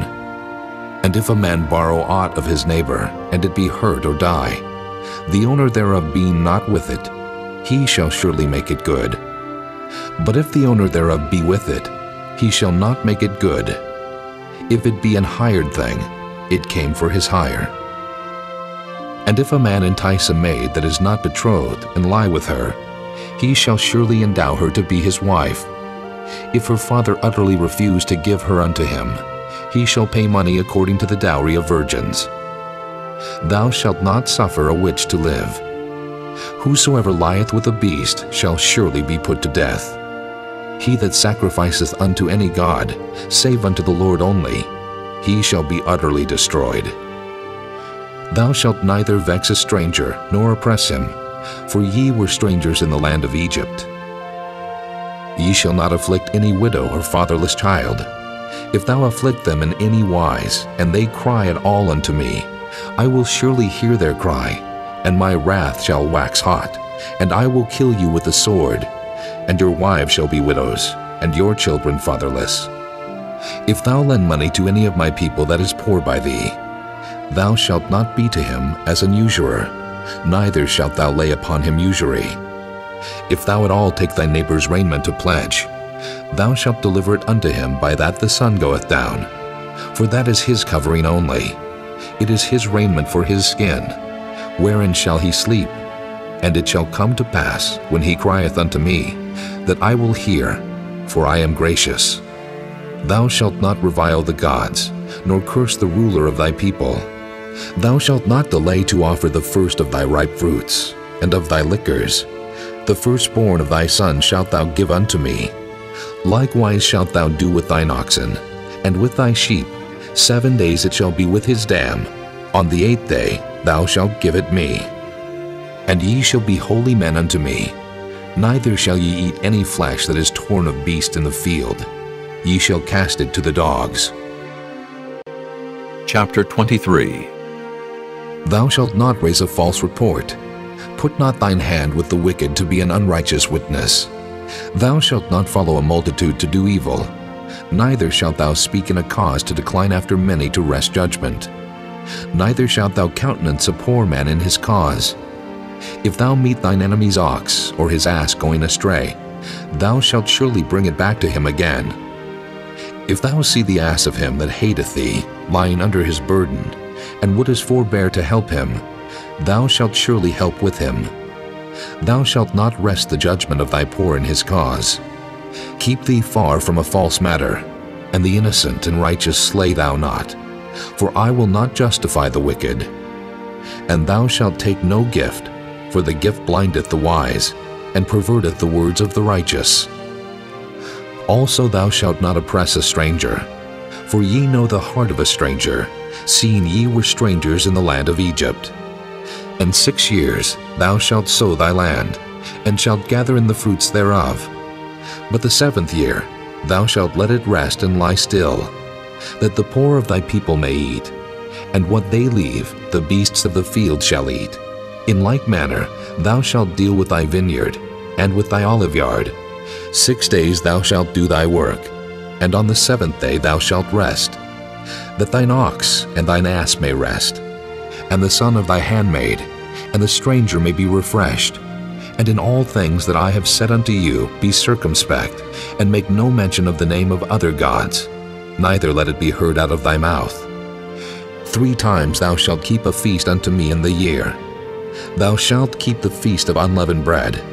Thou shalt eat unleavened bread 7 days, as I commanded thee, in the time appointed of the month Abib, for in it thou camest out from Egypt.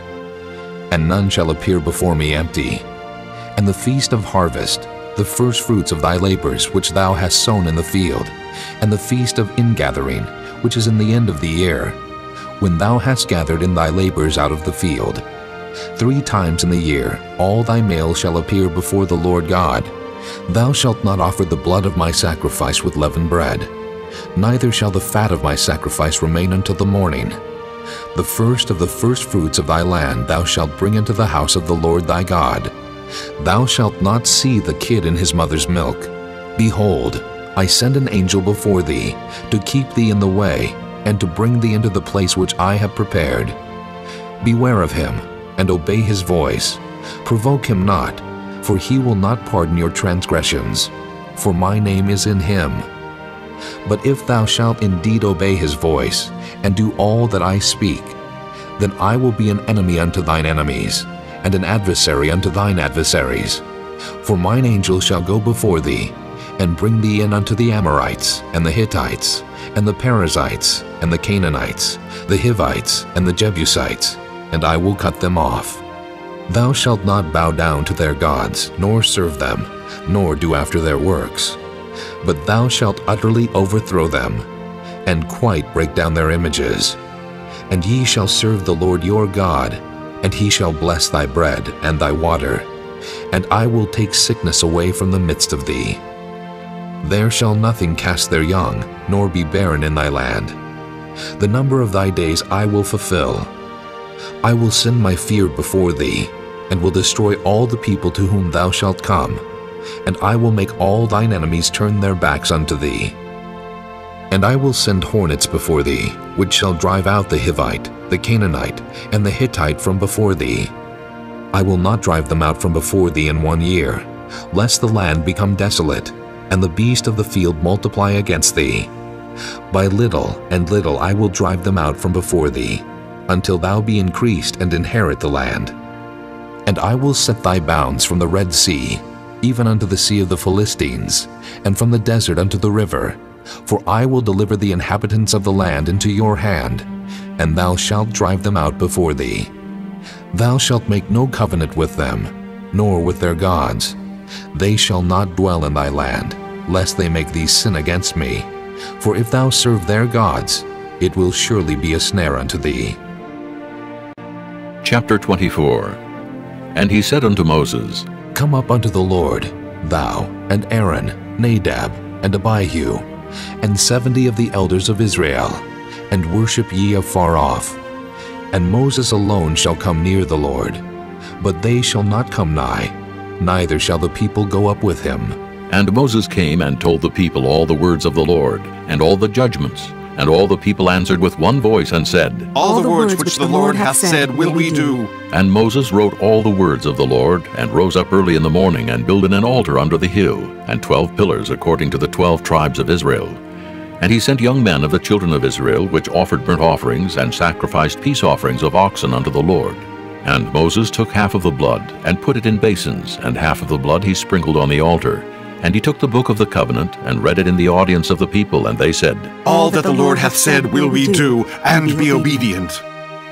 And Moses took the blood, and sprinkled it on the people, and said, Behold, the blood of the covenant, which the Lord hath made with you concerning all these words. Then went up Moses and Aaron, Nadab and Abihu, and 70 of the elders of Israel, and they saw the God of Israel. And there was under his feet as it were a paved work of a sapphire stone, and as it were the body of heaven in his clearness. And upon the nobles of the children of Israel he laid not his hand.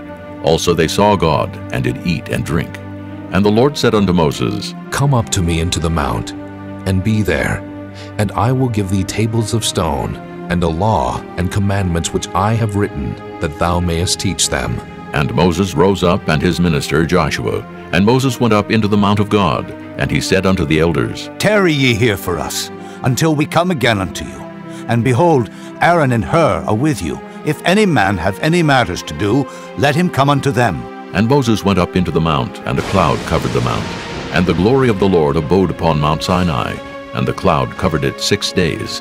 And the 7th day he called unto Moses out of the midst of the cloud. And the sight of the glory of the Lord was like devouring fire on the top of the mount in the eyes of the children of Israel. And Moses went into the midst of the cloud, and gat him up into the mount. And Moses was in the mount 40 days and 40 nights. Chapter 25. And the Lord spake unto Moses, saying, Speak unto the children of Israel, that they bring me an offering. Of every man that giveth it willingly, with his heart ye shall take my offering. And this is the offering which ye shall take of them: gold, and silver, and brass, and blue, and purple, and scarlet, and fine linen, and goat's hair, and ram skins dyed red, and badger skins, and shittim wood, oil for the light, spices for anointing oil, and for sweet incense, onyx stones, and stones to be set in the ephod, and in the breastplate. And let them make me a sanctuary, that I may dwell among them, according to all that I show thee, after the pattern of the tabernacle, and the pattern of all the instruments thereof, even so shall ye make it. And they shall make an ark of shittim wood. 2 cubits and a half shall be the length thereof, and 1 cubit and a half the breadth thereof, and 1 cubit and a half the height thereof. And thou shalt overlay it with pure gold. Within and without shalt thou overlay it, and shalt make upon it a crown of gold round about. And thou shalt cast 4 rings of gold for it, and put them in the 4 corners thereof. And 2 rings shall be in the one side of it, and 2 rings in the other side of it. And thou shalt make staves of shittim wood, and overlay them with gold. And thou shalt put the staves into the rings by the sides of the ark, that the ark may be borne with them. The stave shall be in the rings of the ark. They shall not be taken from it. And thou shalt put into the ark the testimony which I shall give thee. And thou shalt make a mercy seat of pure gold. 2 cubits and a half shall be the length thereof, and 1 cubit and a half the breadth thereof. And thou shalt make 2 cherubims of gold. Of beaten work shalt thou make them in the 2 ends of the mercy seat. And make 1 cherub on the one end, and the other cherub on the other end. Even of the mercy seat shall ye make the cherubims on the 2 ends thereof. And the cherubims shall stretch forth their wings on high, covering the mercy seat with their wings, and their faces shall look one to another. Toward the mercy seat shall the faces of the cherubims be. And thou shalt put the mercy seat above upon the ark, and in the ark thou shalt put the testimony that I shall give thee. And there I will meet with thee, and I will commune with thee from above the mercy seat, from between the 2 cherubims which are upon the ark of the testimony, of all things which I will give thee in commandment unto the children of Israel. Thou shalt also make a table of shittim wood. 2 cubits shall be the length thereof, and 1 cubit the breadth thereof, and 1 cubit and a half the height thereof.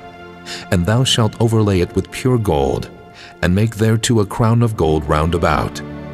And thou shalt make unto it a border of an handbreadth round about, and thou shalt make a golden crown to the border thereof round about.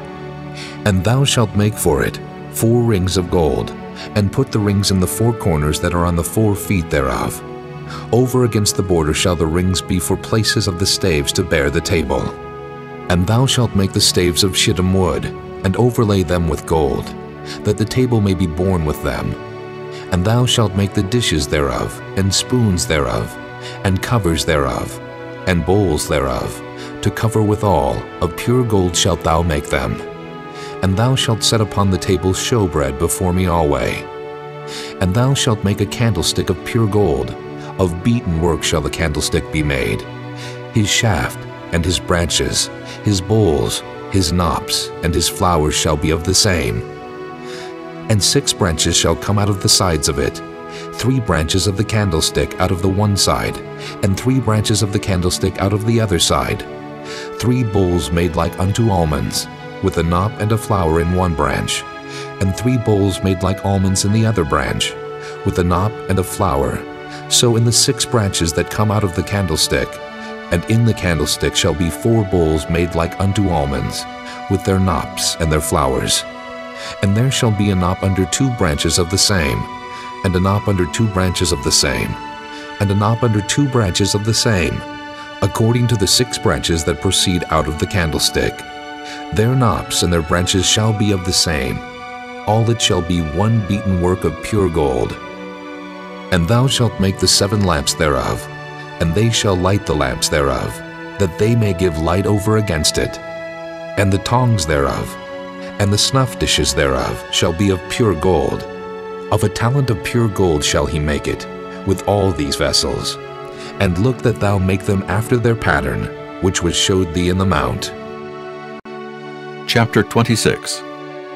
Moreover, thou shalt make the tabernacle with 10 curtains of fine twined linen, and blue, and purple, and scarlet. With cherubims of cunning work shalt thou make them. The length of one curtain shall be 28 cubits, and the breadth of one curtain 4 cubits. And every one of the curtains shall have one measure. The 5 curtains shall be coupled together, one to another, and other 5 curtains shall be coupled one to another. And thou shalt make loops of blue upon the edge of the one curtain from the selvage in the coupling. And likewise shalt thou make in the uttermost edge of another curtain, in the coupling of the second. 50 loops shalt thou make in the one curtain, and 50 loops shalt thou make in the edge of the curtain that is in the coupling of the second, that the loops may take hold one of another. And thou shalt make 50 tacks of gold, and couple the curtains together with the tacks, and it shall be one tabernacle. And thou shalt make curtains of goat's hair to be a covering upon the tabernacle. 11 curtains shalt thou make. The length of one curtain shall be 30 cubits, and the breadth of one curtain 4 cubits. And the 11 curtains shall be all of one measure. And thou shalt couple 5 curtains by themselves, and 6 curtains by themselves, and shalt double the 6th curtain in the forefront of the tabernacle. And thou shalt make 50 loops on the edge of the one curtain that is outmost in the coupling, and 50 loops in the edge of the curtain which coupleth the second. And thou shalt make 50 tacks of brass, and put the tacks into the loops, and couple the tent together, that it may be one. And the remnant that remaineth of the curtains of the tent, the half curtain that remaineth, shall hang over the backside of the tabernacle. And a cubit on the one side, and a cubit on the other side of that which remaineth in the length of the curtains of the tent. It shall hang over the sides of the tabernacle, on this side and on that side to cover it. And thou shalt make a covering for the tent of ram skins dyed red, and a covering above of badger skins. And thou shalt make boards for the tabernacle of shittim wood standing up. 10 cubits shall be the length of a board, and a cubit and a half shall be the breadth of one board. 2 tenons shall there be in one board, set in order one against another. Thus shalt thou make for all the boards of the tabernacle. And thou shalt make the boards for the tabernacle 20 boards on the south side southward. And thou shalt make 40 sockets of silver under the 20 boards, 2 sockets under one board for his 2 tenons, and 2 sockets under another board for his 2 tenons. And for the second side of the tabernacle on the north side there shall be 20 boards. And there 40 sockets of silver, 2 sockets under one board, and 2 sockets under another board. And for the sides of the tabernacle westward, thou shalt make 6 boards. And 2 boards shalt thou make for the corners of the tabernacle in the 2 sides. And they shall be coupled together beneath, and they shall be coupled together above the head of it unto 1 ring. Thus shall it be for them both. They shall be for the 2 corners.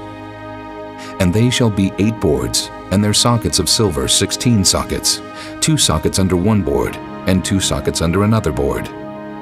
And thou shalt make bars of shittim wood, 5 for the boards of the one side of the tabernacle, and 5 bars for the boards of the other side of the tabernacle, and 5 bars for the boards of the side of the tabernacle, for the 2 sides westward. And the middle bar in the midst of the board shall reach from end to end. And thou shalt overlay the boards with gold, and make their rings of gold for places for the bars. And thou shalt overlay the bars with gold. And thou shalt rear up the tabernacle according to the fashion thereof, which was showed thee in the mount. And thou shalt make a veil of blue, and purple, and scarlet, and fine twined linen of cunning work. With cherubims shall it be made. And thou shalt hang it upon 4 pillars of shittim wood overlaid with gold. Their hooks shall be of gold upon the 4 sockets of silver. And thou shalt hang up the veil under the tacks, that thou mayest bring in thither within the veil the ark of the testimony. And the veil shall divide unto you between the holy place and the most holy. And thou shalt put the mercy seat upon the ark of the testimony in the most holy place. And thou shalt set the table without the veil, and the candlestick over against the table on the side of the tabernacle toward the south. And thou shalt put the table on the north side. And thou shalt make an hanging for the door of the tent, of blue and purple and scarlet, and fine twined linen, wrought with needlework. And thou shalt make for the hanging 5 pillars of shittim wood, and overlay them with gold, and their hooks shall be of gold. And thou shalt cast 5 sockets of brass for them. Chapter 27. And thou shalt make an altar of shittim wood, 5 cubits long, and 5 cubits broad. The altar shall be 4 square, and the height thereof shall be 3 cubits. And thou shalt make the horns of it upon the 4 corners thereof. His horn shall be of the same. And thou shalt overlay it with brass. And thou shalt make his pans to receive his ashes, and his shovels, and his basins, and his flesh hooks, and his fire pans. All the vessels thereof thou shalt make of brass. And thou shalt make for it a grate of network of brass. And upon the net shalt thou make 4 brassen rings in the 4 corners thereof. And thou shalt put it under the compass of the altar beneath, that the net may be even to the midst of the altar. And thou shalt make staves for the altar, staves of shittim wood, and overlay them with brass. And the staves shall be put into the rings, and the staves shall be upon the 2 sides of the altar to bear it. Hollow with boards shalt thou make it. As it was showed thee in the mount, so shall they make it. And thou shalt make the court of the tabernacle. For the south side southward there shall be hangings for the cord of fine twined linen, of 100 cubits long for one side. And the 20 pillars thereof, and their 20 sockets shall be of brass. The hooks of the pillars, and their fillets shall be of silver. And likewise for the north side in length there shall be hangings of 100 cubits long, and his 20 pillars, and their 20 sockets of brass, the hooks of the pillars, and their fillets of silver. And for the breadth of the court on the west side shall be hangings of 50 cubits, their pillars 10, and their sockets 10. And the breadth of the court on the east side eastward shall be 50 cubits. The hangings of one side of the gate shall be 15 cubits, their pillars 3, and their sockets 3.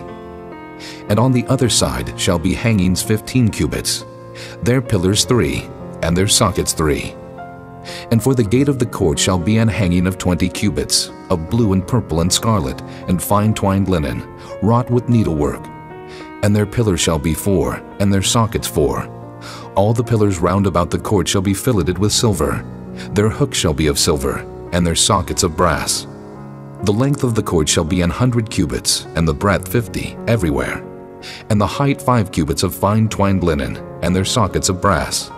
All the vessels of the tabernacle and all the service thereof, and all the pins thereof, and all the pins of the court shall be of brass. And thou shalt command the children of Israel that they bring thee pure oil, olive beaten for the light, to cause the lamp to burn always. In the tabernacle of the congregation without the veil, which is before the testimony, Aaron and his sons shall order it from evening to morning before the Lord. It shall be a statute forever unto their generations on the behalf of the children of Israel. Chapter 28.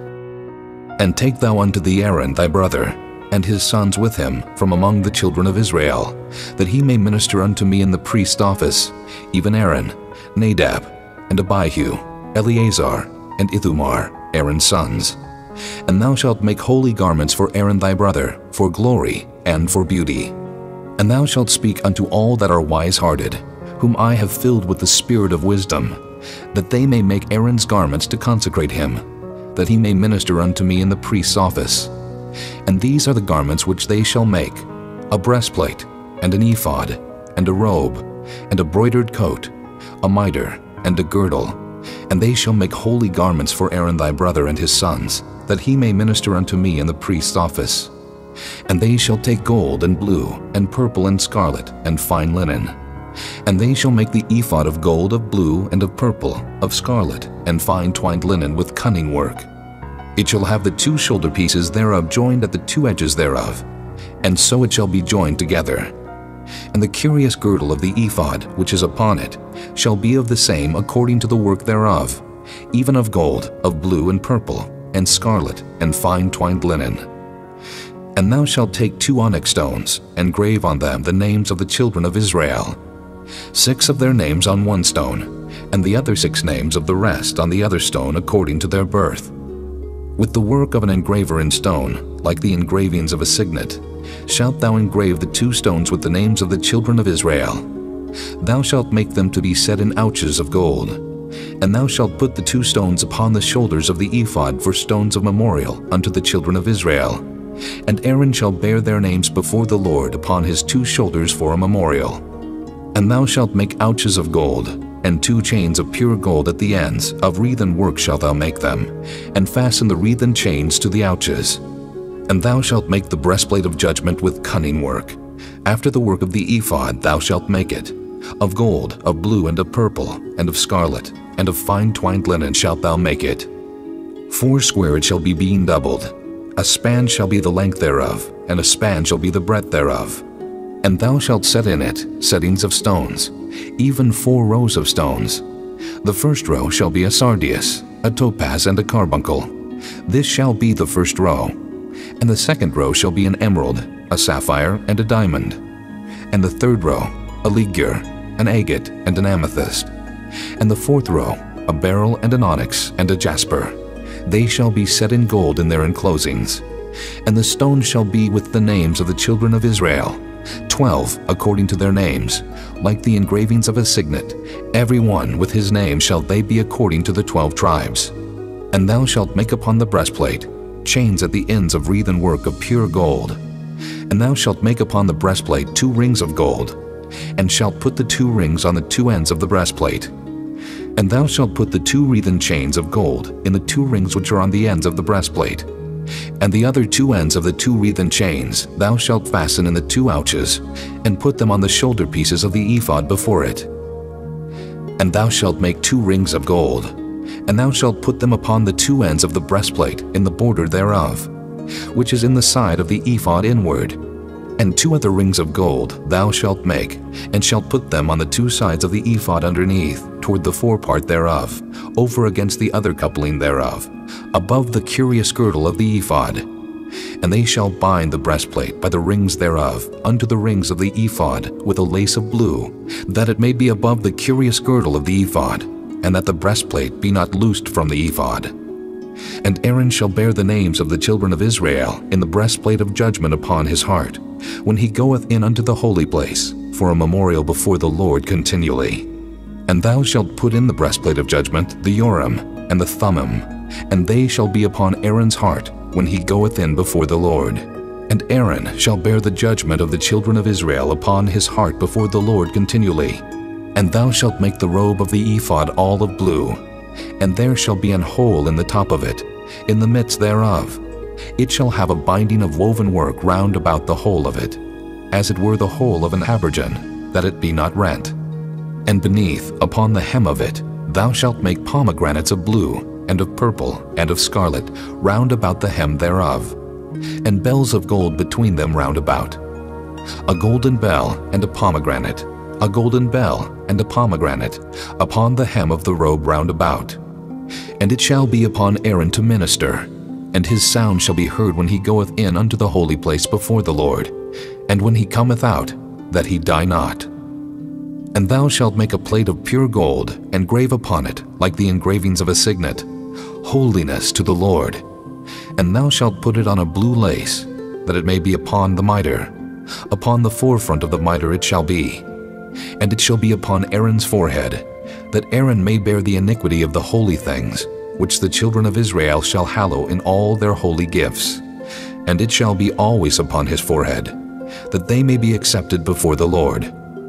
And thou shalt embroider the coat of fine linen, and thou shalt make the mitre of fine linen, and thou shalt make the girdle of needlework. And for Aaron's sons thou shalt make coats, and thou shalt make for them girdles, and bonnets shalt thou make for them, for glory and for beauty. And thou shalt put them upon Aaron thy brother, and his sons with him, and shalt anoint them, and consecrate them, and sanctify them, that they may minister unto me in the priest's office. And thou shalt make them linen breeches to cover their nakedness. From the loins even unto the thighs they shall reach. And they shall be upon Aaron and upon his sons, when they come in unto the tabernacle of the congregation, or when they come near unto the altar to minister in the holy place, that they bear not iniquity, and die. It shall be a statute forever unto him and his seed after him. Chapter 29. And this is the thing that thou shalt do unto them, to hallow them, to minister unto me in the priest's office. Take 1 young bullock, and 2 rams without blemish, and unleavened bread, and cakes unleavened tempered with oil, and wafers unleavened anointed with oil. Of wheaten flour shalt thou make them. And thou shalt put them into 1 basket, and bring them in the basket with the bullock and the 2 rams. And Aaron and his sons thou shalt bring unto the door of the tabernacle of the congregation, and shalt wash them with water. And thou shalt take the garments, and put upon Aaron the coat, and the robe of the ephod, and the ephod, and the breastplate, and gird him with the curious girdle of the ephod. And thou shalt put the mitre upon his head, and put the holy crown upon the mitre. Then shalt thou take the anointing oil, and pour it upon his head, and anoint him. And thou shalt bring his sons, and put coats upon them, and thou shalt gird them with girdles, Aaron and his sons, and put the bonnets on them, and the priest's office shall be theirs for a perpetual statute. And thou shalt consecrate Aaron and his sons. And thou shalt cause a bullock to be brought before the tabernacle of the congregation. And Aaron and his sons shall put their hands upon the head of the bullock. And thou shalt kill the bullock before the Lord, by the door of the tabernacle of the congregation. And thou shalt take of the blood of the bullock, and put it upon the horns of the altar with thy finger, and pour all the blood beside the bottom of the altar. And thou shalt take all the fat that covereth the inwards, and the caul that is above the liver, and the 2 kidneys, and the fat that is upon them, and burn them upon the altar. But the flesh of the bullock, and his skin, and his dung, shalt thou burn with fire without the camp. It is a sin offering. Thou shalt also take 1 ram, and Aaron and his sons shall put their hands upon the head of the ram. And thou shalt slay the ram. And thou shalt take his blood, and sprinkle it round about upon the altar. And thou shalt cut the ram in pieces, and wash the inwards of him, and his legs, and put them unto his pieces, and unto his head. And thou shalt burn the whole ram upon the altar. It is a burnt offering unto the Lord. It is a sweet savor, an offering made by fire unto the Lord. And thou shalt take the other ram, and Aaron and his sons shall put their hands upon the head of the ram.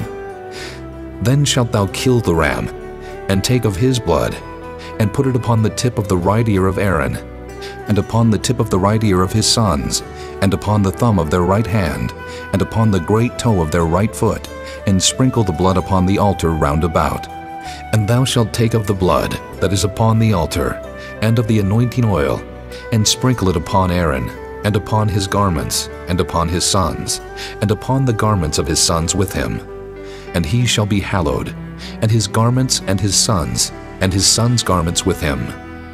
Also thou shalt take of the ram the fat and the rump, and the fat that covereth the inwards, and the caul above the liver, and the 2 kidneys, and the fat that is upon them, and the right shoulder, for it is a ram of consecration. And 1 loaf of bread, and 1 cake of oiled bread, and 1 wafer out of the basket of the unleavened bread that is before the Lord. And thou shalt put all in the hands of Aaron, and in the hands of his sons, and shalt wave them for a wave offering before the Lord. And thou shalt receive them of their hands, and burn them upon the altar for a burnt offering, for a sweet savor before the Lord. It is an offering made by fire unto the Lord. And thou shalt take the breast of the ram of Aaron's consecration, and wave it for a wave offering before the Lord, and it shall be thy part. And thou shalt sanctify the breast of the wave offering, and the shoulder of the heave offering, which is waved, and which is heaved up, of the ram of the consecration, even of that which is for Aaron, and of that which is for his sons. And it shall be Aaron's and his sons by a statute forever from the children of Israel. For it is an heave offering, and it shall be an heave offering from the children of Israel of the sacrifice of their peace offerings, even their heave offering unto the Lord. And the holy garments of Aaron shall be his sons after him, to be anointed therein, and to be consecrated in them. And that son that is priest in his stead shall put them on 7 days, when he cometh into the tabernacle of the congregation to minister in the holy place. And thou shalt take the ram of the consecration, and seethe his flesh in the holy place. And Aaron and his sons shall eat the flesh of the ram, and the bread that is in the basket by the door of the tabernacle of the congregation. And they shall eat those things wherewith the atonement was made, to consecrate and to sanctify them.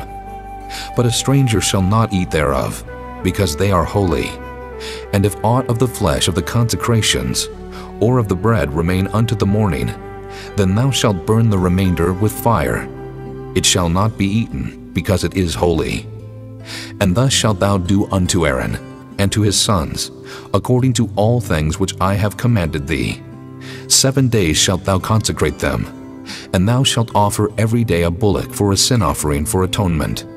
And thou shalt cleanse the altar, when thou hast made an atonement for it, and thou shalt anoint it to sanctify it. 7 days thou shalt make an atonement for the altar, and sanctify it, and it shall be an altar most holy. Whatsoever toucheth the altar shall be holy. Now this is that which thou shalt offer upon the altar: 2 lambs of the first year, day by day continually. The 1 lamb thou shalt offer in the morning, and the other lamb thou shalt offer at even. And with the 1 lamb 1/10 deal of flour mingled with the 4th part of an hin of beaten oil, and the 4th part of an hin of wine for a drink offering. And the other lamb thou shalt offer at even, and shalt do thereto according to the meat offering of the morning, and according to the drink offering thereof, for a sweet savor, an offering made by fire unto the Lord. This shall be a continual burnt offering throughout your generations at the door of the tabernacle of the congregation before the Lord, where I will meet you, to speak there unto thee. And there I will meet with the children of Israel, and the tabernacle shall be sanctified by my glory.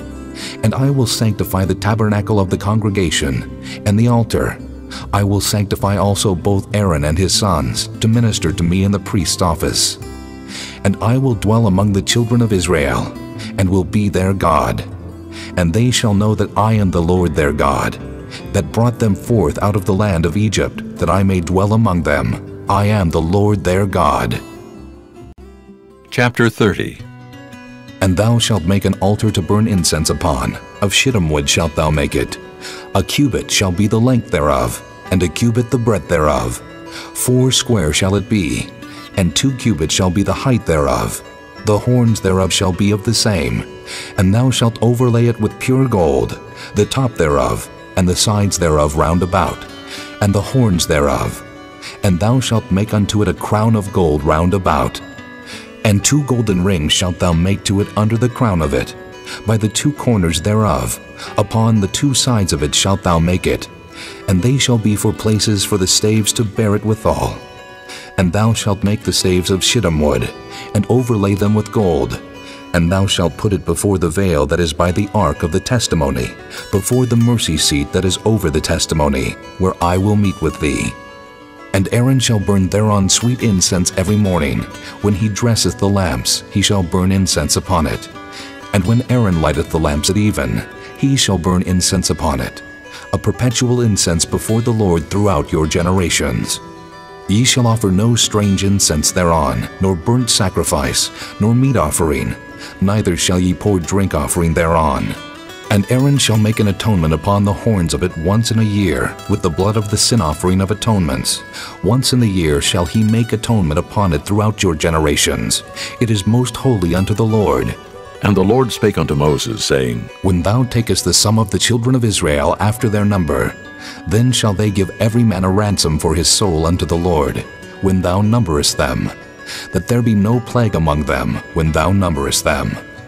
This they shall give, every one that passeth among them that are numbered, half a shekel after the shekel of the sanctuary.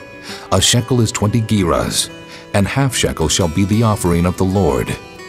Every one that passeth among them that are numbered, from 20 years old and above, shall give an offering unto the Lord.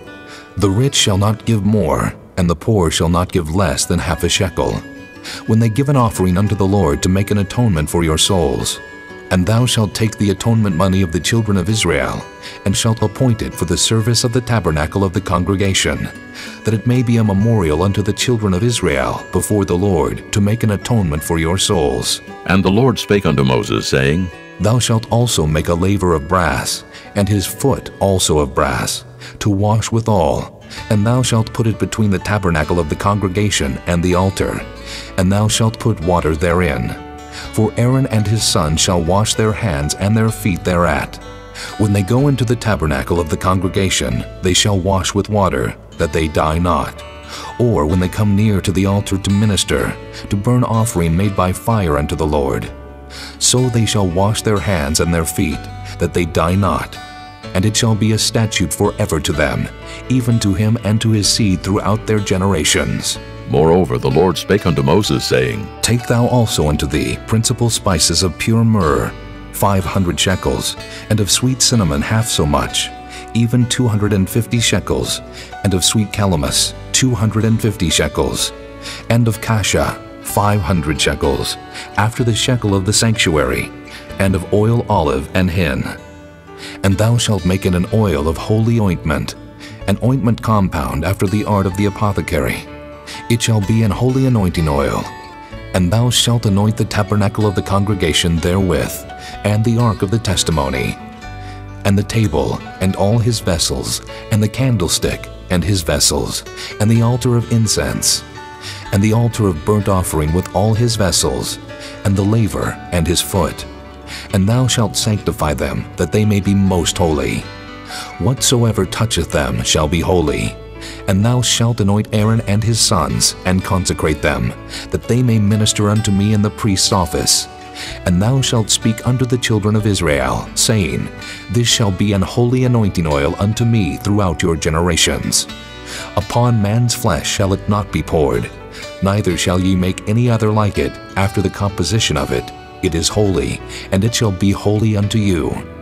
Whosoever compoundeth any like it, or whosoever putteth any of it upon a stranger, shall even be cut off from his people. And the Lord said unto Moses, Take unto thee sweet spices, stacte, and onycha, and galbanum. These sweet spices with pure frankincense, of each shall there be a like weight. And thou shalt make it a perfume, a confection after the art of the apothecary, tempered together, pure and holy. And thou shalt beat some of it very small, and put of it before the testimony in the tabernacle of the congregation, where I will meet with thee. It shall be unto you most holy. And as for the perfume which thou shalt make, ye shall not make to yourselves according to the composition thereof. It shall be unto thee holy for the Lord. Whosoever shall make like unto that, to smell thereto, shall even be cut off from his people. Chapter 31. And the Lord spake unto Moses, saying, See, I have called by name Bezaleel, the son of Uri, the son of Hur of the tribe of Judah, and I have filled him with the Spirit of God, in wisdom, and in understanding, and in knowledge, and in all manner of workmanship, to devise cunning works, to work in gold, and in silver, and in brass, and in cutting of stones to set them, and in carving of timber, to work in all manner of workmanship. And I, behold, I have given with him Aholiab, the son of Ahisamach, of the tribe of Dan, And in the hearts of all that are wise-hearted I have put wisdom, that they may make all that I have commanded thee. The tabernacle of the congregation, and the ark of the testimony, and the mercy seat that is thereupon, and all the furniture of the tabernacle, and the table, and his furniture, and the pure candlestick with all his furniture, and the altar of incense, and the altar of burnt offering with all his furniture, and the laver and his foot, and the cloths of service, and the holy garments for Aaron the priest, and the garments of his sons to minister in the priest's office, and the anointing oil, and sweet incense for the holy place, according to all that I have commanded thee, shall they do. And the Lord spake unto Moses, saying, Speak thou also unto the children of Israel, saying, Verily, my Sabbaths ye shall keep, for it is a sign between me and you throughout your generations, that ye may know that I am the Lord that doth sanctify you. Ye shall keep the Sabbath therefore, for it is holy unto you. Every one that defileth it shall surely be put to death. For whosoever doeth any work therein, that soul shall be cut off from among his people. 6 days may work be done, but in the 7th is the Sabbath of rest, holy to the Lord. Whosoever doeth any work in the Sabbath day, he shall surely be put to death. Wherefore the children of Israel shall keep the Sabbath, to observe the Sabbath throughout their generations for a perpetual covenant. It is a sign between me and the children of Israel forever. For in 6 days the Lord made heaven and earth, and on the 7th day he rested and was refreshed. And he gave unto Moses, when he had made an end of communing with him upon Mount Sinai, 2 tables of testimony, tables of stone, written with the finger of God. Chapter 32. And when the people saw that Moses delayed to come down out of the mount, the people gathered themselves together unto Aaron, and said unto him, Up, make us gods, which shall go before us. For as for this Moses, the man that brought us up out of the land of Egypt, we wot not what has become of him. And Aaron said unto them, Break off the golden earrings, which are in the ears of your wives, of your sons, and of your daughters, and bring them unto me. And all the people brake off the golden earrings which were in their ears, and brought them unto Aaron. And he received them at their hand, and fashioned it with a graving tool, after he had made it a molten calf. And they said, These be thy gods, O Israel, which brought thee up out of the land of Egypt. And when Aaron saw it, he built an altar before it, and Aaron made proclamation and said, Tomorrow is a feast to the Lord. And they rose up early on the morrow, and offered burnt offerings, and brought peace offerings. And the people sat down to eat and to drink, and rose up to play. And the Lord said unto Moses, Go, get thee down, for thy people which thou broughtest out of the land of Egypt have corrupted themselves. They have turned aside quickly out of the way which I commanded them. They have made them a molten calf, and have worshipped it, and have sacrificed thereunto, and said, These be thy gods, O Israel, which have brought thee up out of the land of Egypt. And the Lord said unto Moses, I have seen this people, and, behold, it is a stiff-necked people. Now therefore let me alone, that my wrath may wax hot against them, and that I may consume them, and I will make of thee a great nation. And Moses besought the Lord his God, and said, Lord, why doth thy wrath wax hot against thy people, which thou hast brought forth out of the land of Egypt with great power, and with a mighty hand? Wherefore should the Egyptians speak, and say, For mischief did he bring them out to slay them in the mountains, and to consume them from the face of the earth? Turn from thy fierce wrath, and repent of this evil against thy people. Remember Abraham, Isaac, and Israel, thy servants, to whom thou swearest by thine own self, and saidst unto them, I will multiply your seed as the stars of heaven, and all this land that I have spoken of will I give unto your seed, and they shall inherit it forever. And the Lord repented of the evil which he thought to do unto his people. And Moses turned, and went down from the mount, and the 2 tables of the testimony were in his hand. The tables were written on both their sides, on the one side and on the other were they written. And the tables were the work of God, and the writing was the writing of God, graven upon the tables. And when Joshua heard the noise of the people as they shouted, he said unto Moses, There is a noise of war in the camp. And he said, It is not the voice of them that shout for mastery, neither is it the voice of them that cry for being overcome, but the noise of them that sing do I hear. And it came to pass, as soon as he came nigh unto the camp, that he saw the calf and the dancing. And Moses' anger waxed hot, and he cast the tables out of his hands, and brake them beneath the mount. And he took the calf which they had made, and burnt it in the fire, and ground it to powder, and strawed it upon the water, and made the children of Israel drink of it. And Moses said unto Aaron, What did this people unto thee, that thou hast brought so great a sin upon them? And Aaron said, Let not the anger of my lord wax hot. Thou knowest the people, that they are set on mischief. For they said unto me, Make us gods which shall go before us. For as for this Moses, the man that brought us up out of the land of Egypt, we wot not what is become of him. And I said unto them, Whosoever hath any gold, let them break it off. So they gave it me. Then I cast it into the fire, and there came out this calf. And when Moses saw that the people were naked, for Aaron had made them naked unto their shame among their enemies, then Moses stood in the gate of the camp, and said, Who is on the Lord's side? Let him come unto me. And all the sons of Levi gathered themselves together unto him. And he said unto them, Thus saith the Lord God of Israel, Put every man his sword by his side, and go in and out from gate to gate throughout the camp, and slay every man his brother, and every man his companion, and every man his neighbor. And the children of Levi did according to the word of Moses. And there fell of the people that day about 3,000 men. For Moses had said, Consecrate yourselves today to the Lord, even every man upon his son, and upon his brother, that he may bestow upon you a blessing this day. And it came to pass on the morrow, that Moses said unto the people, Ye have sinned a great sin. And now I will go up unto the Lord. Peradventure I shall make an atonement for your sin. And Moses returned unto the Lord, and said, Oh, this people have sinned a great sin, and have made them gods of gold. Yet now, if thou wilt forgive their sin, and if not, blot me, I pray thee, out of thy book which thou hast written. And the Lord said unto Moses, Whosoever hath sinned against me, him will I blot out of my book. Therefore now go, lead the people unto the place of which I have spoken unto thee. Behold, mine angel shall go before thee. Nevertheless, in the day when I will visit their sin upon them. And the Lord plagued the people, because they made the calf which Aaron made. Chapter 33.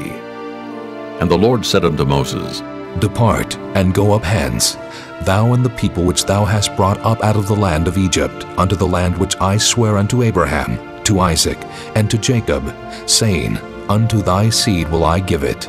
And I will send an angel before thee, and I will drive out the Canaanite, the Amorite, and the Hittite, and the Perizzite, the Hivite, and the Jebusite, unto a land flowing with milk and honey. For I will not go up in the midst of thee, for thou art a stiff-necked people, lest I consume thee in the way. And when the people heard these evil tidings, they mourned, and no man did put on him his ornaments, for the Lord had said unto Moses, Say unto the children of Israel, Ye are a stiff-necked people. I will come up into the midst of thee in a moment, and consume thee. Therefore now put off thy ornaments from thee, that I may know what to do unto thee. And the children of Israel stripped themselves of their ornaments by the Mount Horeb. And Moses took the tabernacle, and pitched it without the camp, afar off from the camp, and called it the tabernacle of the congregation. And it came to pass that every one which sought the Lord went out unto the tabernacle of the congregation, which was without the camp. And it came to pass, when Moses went out unto the tabernacle, that all the people rose up, and stood every man at his tent door, and looked after Moses until he was gone into the tabernacle. And it came to pass, as Moses entered into the tabernacle, the cloudy pillar descended, and stood at the door of the tabernacle, and the Lord talked with Moses. And all the people saw the cloudy pillar stand at the tabernacle door, and all the people rose up and worshipped, every man in his tent door. And the Lord spake unto Moses face to face, as a man speaketh unto his friend. And he turned again into the camp. But his servant Joshua the son of Nun, a young man, departed not out of the tabernacle. And Moses said unto the Lord, See, thou sayest unto me, Bring up this people. And thou hast not let me know whom thou wilt send with me. Yet thou hast said, I know thee by name, and thou hast also found grace in my sight.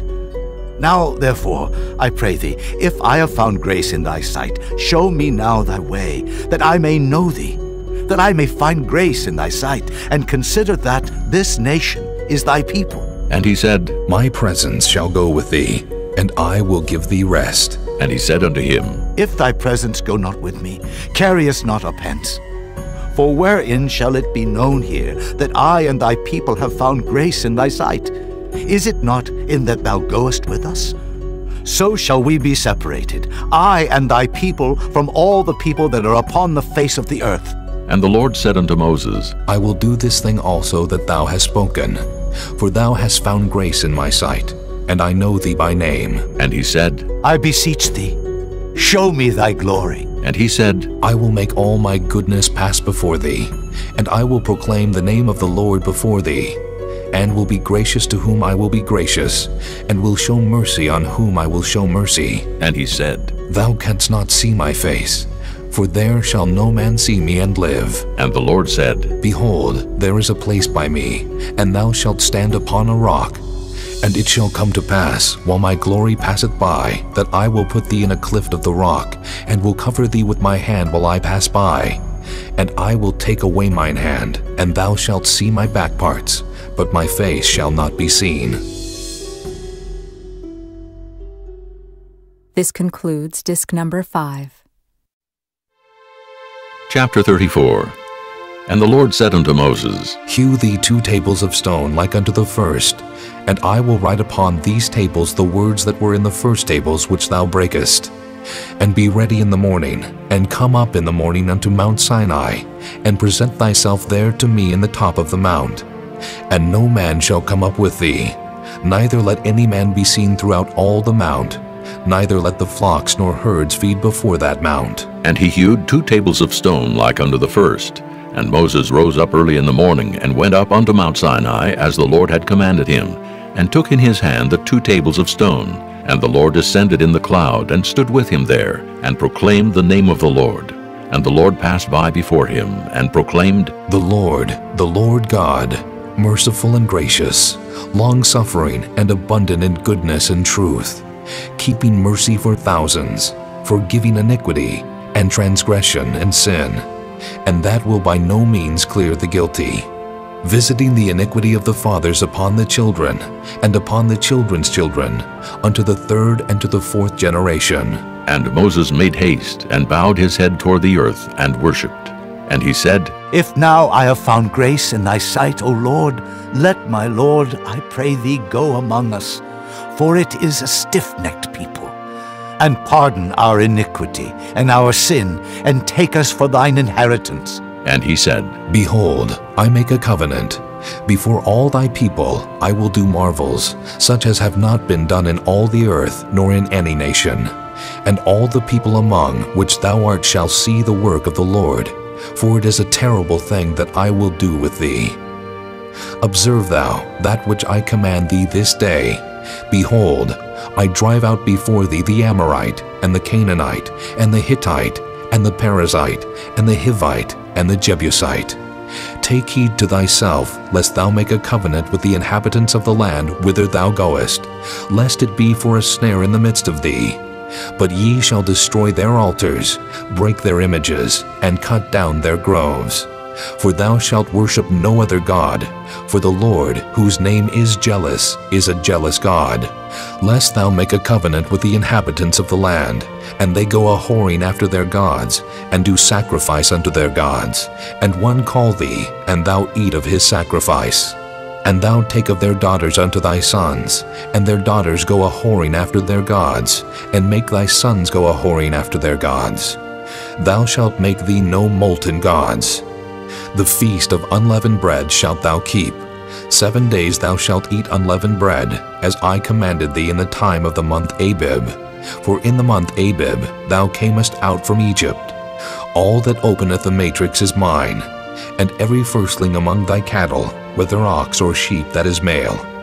But the firstling of an ass thou shalt redeem with a lamb, and if thou redeem him not, then shalt thou break his neck. All the firstborn of thy sons thou shalt redeem, and none shall appear before me empty. 6 days thou shalt work, but on the 7th day thou shalt rest. In earing time and in harvest thou shalt rest. And thou shalt observe the feast of weeks, of the firstfruits of wheat harvest, and the feast of ingathering at the year's end. Thrice in the year shall all your men children appear before the Lord God, the God of Israel. For I will cast out the nations before thee, and enlarge thy borders. Neither shall any man desire thy land when thou shalt go up to appear before the Lord thy God thrice in the year. Thou shalt not offer the blood of my sacrifice with leaven, neither shall the sacrifice of the feast of the Passover be left unto the morning. The first of the firstfruits of thy land thou shalt bring unto the house of the Lord thy God. Thou shalt not see the kid in his mother's milk. And the Lord said unto Moses, Write thou these words, for after the tenor of these words I have made a covenant with thee and with Israel. And he was there with the Lord 40 days and 40 nights. He did neither eat bread nor drink water, and he wrote upon the tables the words of the covenant, the 10 commandments. And it came to pass, when Moses came down from Mount Sinai with the 2 tables of testimony in Moses' hand, when he came down from the mount, that Moses wist not that the skin of his face shone while he talked with him. And when Aaron and all the children of Israel saw Moses, behold, the skin of his face shone, and they were afraid to come nigh him. And Moses called unto them, and Aaron and all the rulers of the congregation returned unto him, and Moses talked with them. And afterward all the children of Israel came nigh, and he gave them in commandment all that the Lord had spoken with him in Mount Sinai. Until Moses had done speaking with them, he put a veil on his face. But when Moses went in before the Lord to speak with him, he took the veil off until he came out. And he came out and spake unto the children of Israel that which he was commanded. And the children of Israel saw the face of Moses, that the skin of Moses' face shone. And Moses put the veil upon his face again, until he went in to speak with him. Chapter 35. And Moses gathered all the congregation of the children of Israel together, and said unto them, These are the words which the Lord hath commanded, that ye should do them. 6 days shall work be done, but on the 7th day there shall be to you an holy day, a Sabbath of rest to the Lord. Whosoever doeth work therein shall be put to death.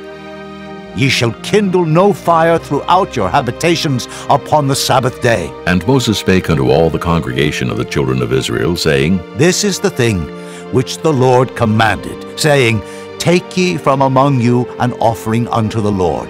Whosoever is of a willing heart, let him bring it, an offering of the Lord, gold and silver and brass and blue and purple and scarlet and fine linen and goat's hair and ram's skins dyed red and badger's skins and shittim wood and oil for the light and spices for anointing oil and for the sweet incense and onyx stones and stones to be set for the ephod and for the breastplate.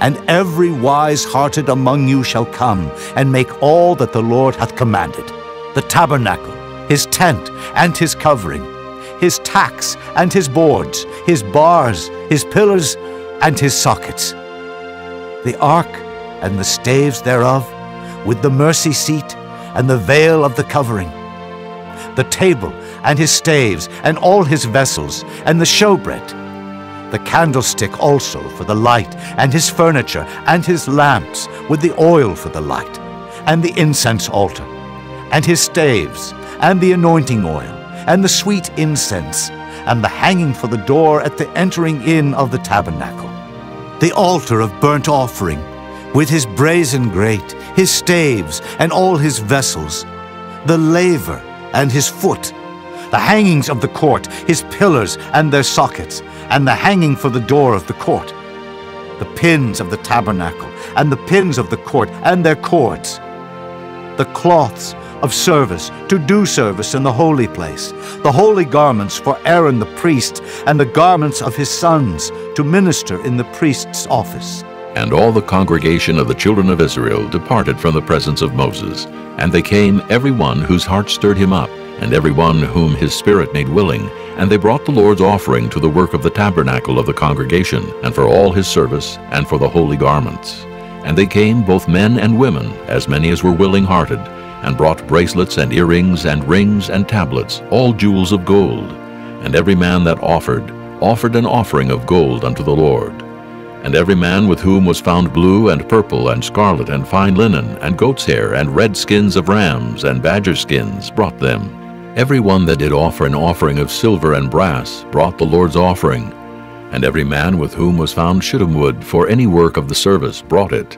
And all the women that were wise-hearted did spin with their hands, and brought that which they had spun, both of blue and of purple and of scarlet and of fine linen. And all the women whose hearts stirred them up in wisdom spun goat's hair. And the rulers brought onyx stones, and stones to be set for the ephod and for the breastplate, and spice and oil for the light, and for the anointing oil, and for the sweet incense. The children of Israel brought a willing offering unto the Lord, every man and woman whose heart made them willing to bring for all manner of work, which the Lord had commanded to be made by the hand of Moses. And Moses said unto the children of Israel, See, the Lord hath called by name Bezaleel, the son of Uri, the son of Hur, of the tribe of Judah.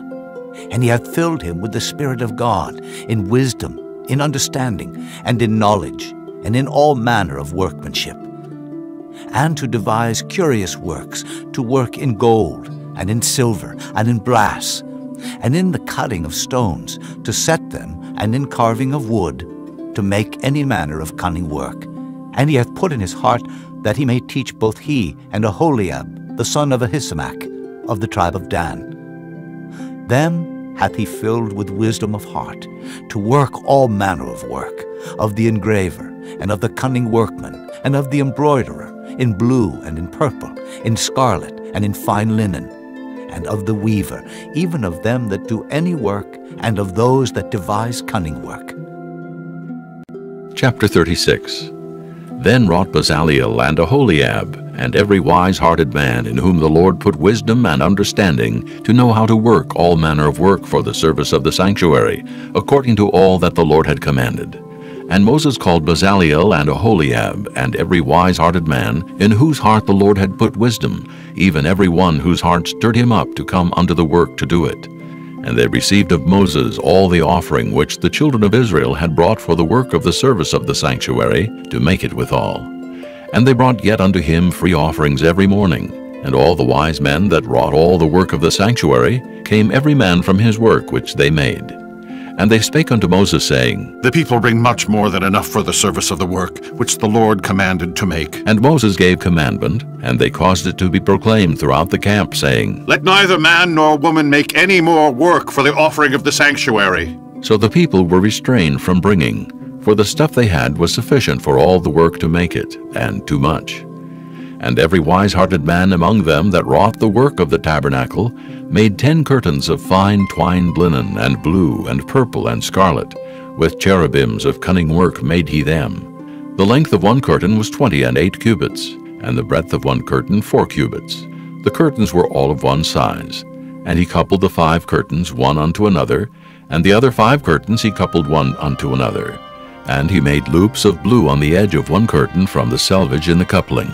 Likewise he made in the uttermost side of another curtain, in the coupling of the second.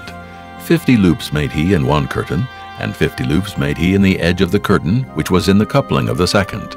The loops held one curtain to another.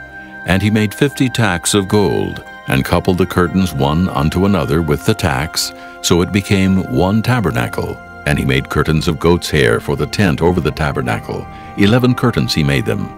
The length of one curtain was 30 cubits, and 4 cubits was the breadth of one curtain. The 11 curtains were of one size. And he coupled 5 curtains by themselves, and 6 curtains by themselves. And he made 50 loops upon the uttermost edge of the curtain in the coupling. And 50 loops made he upon the edge of the curtain which coupleth the second. And he made 50 tacks of brass to couple the tent together, that it might be one. And he made a covering for the tent of ram skin dyed red, and a covering of badger skin above that. And he made boards for the tabernacle of shittim wood standing up. The length of a board was 10 cubits, and the breadth of a board was 1 cubit and a half. One board had 2 tenons, equally distant one from another. Thus did he make for all the boards of the tabernacle. And he made boards for the tabernacle, 20 boards for the south side southward.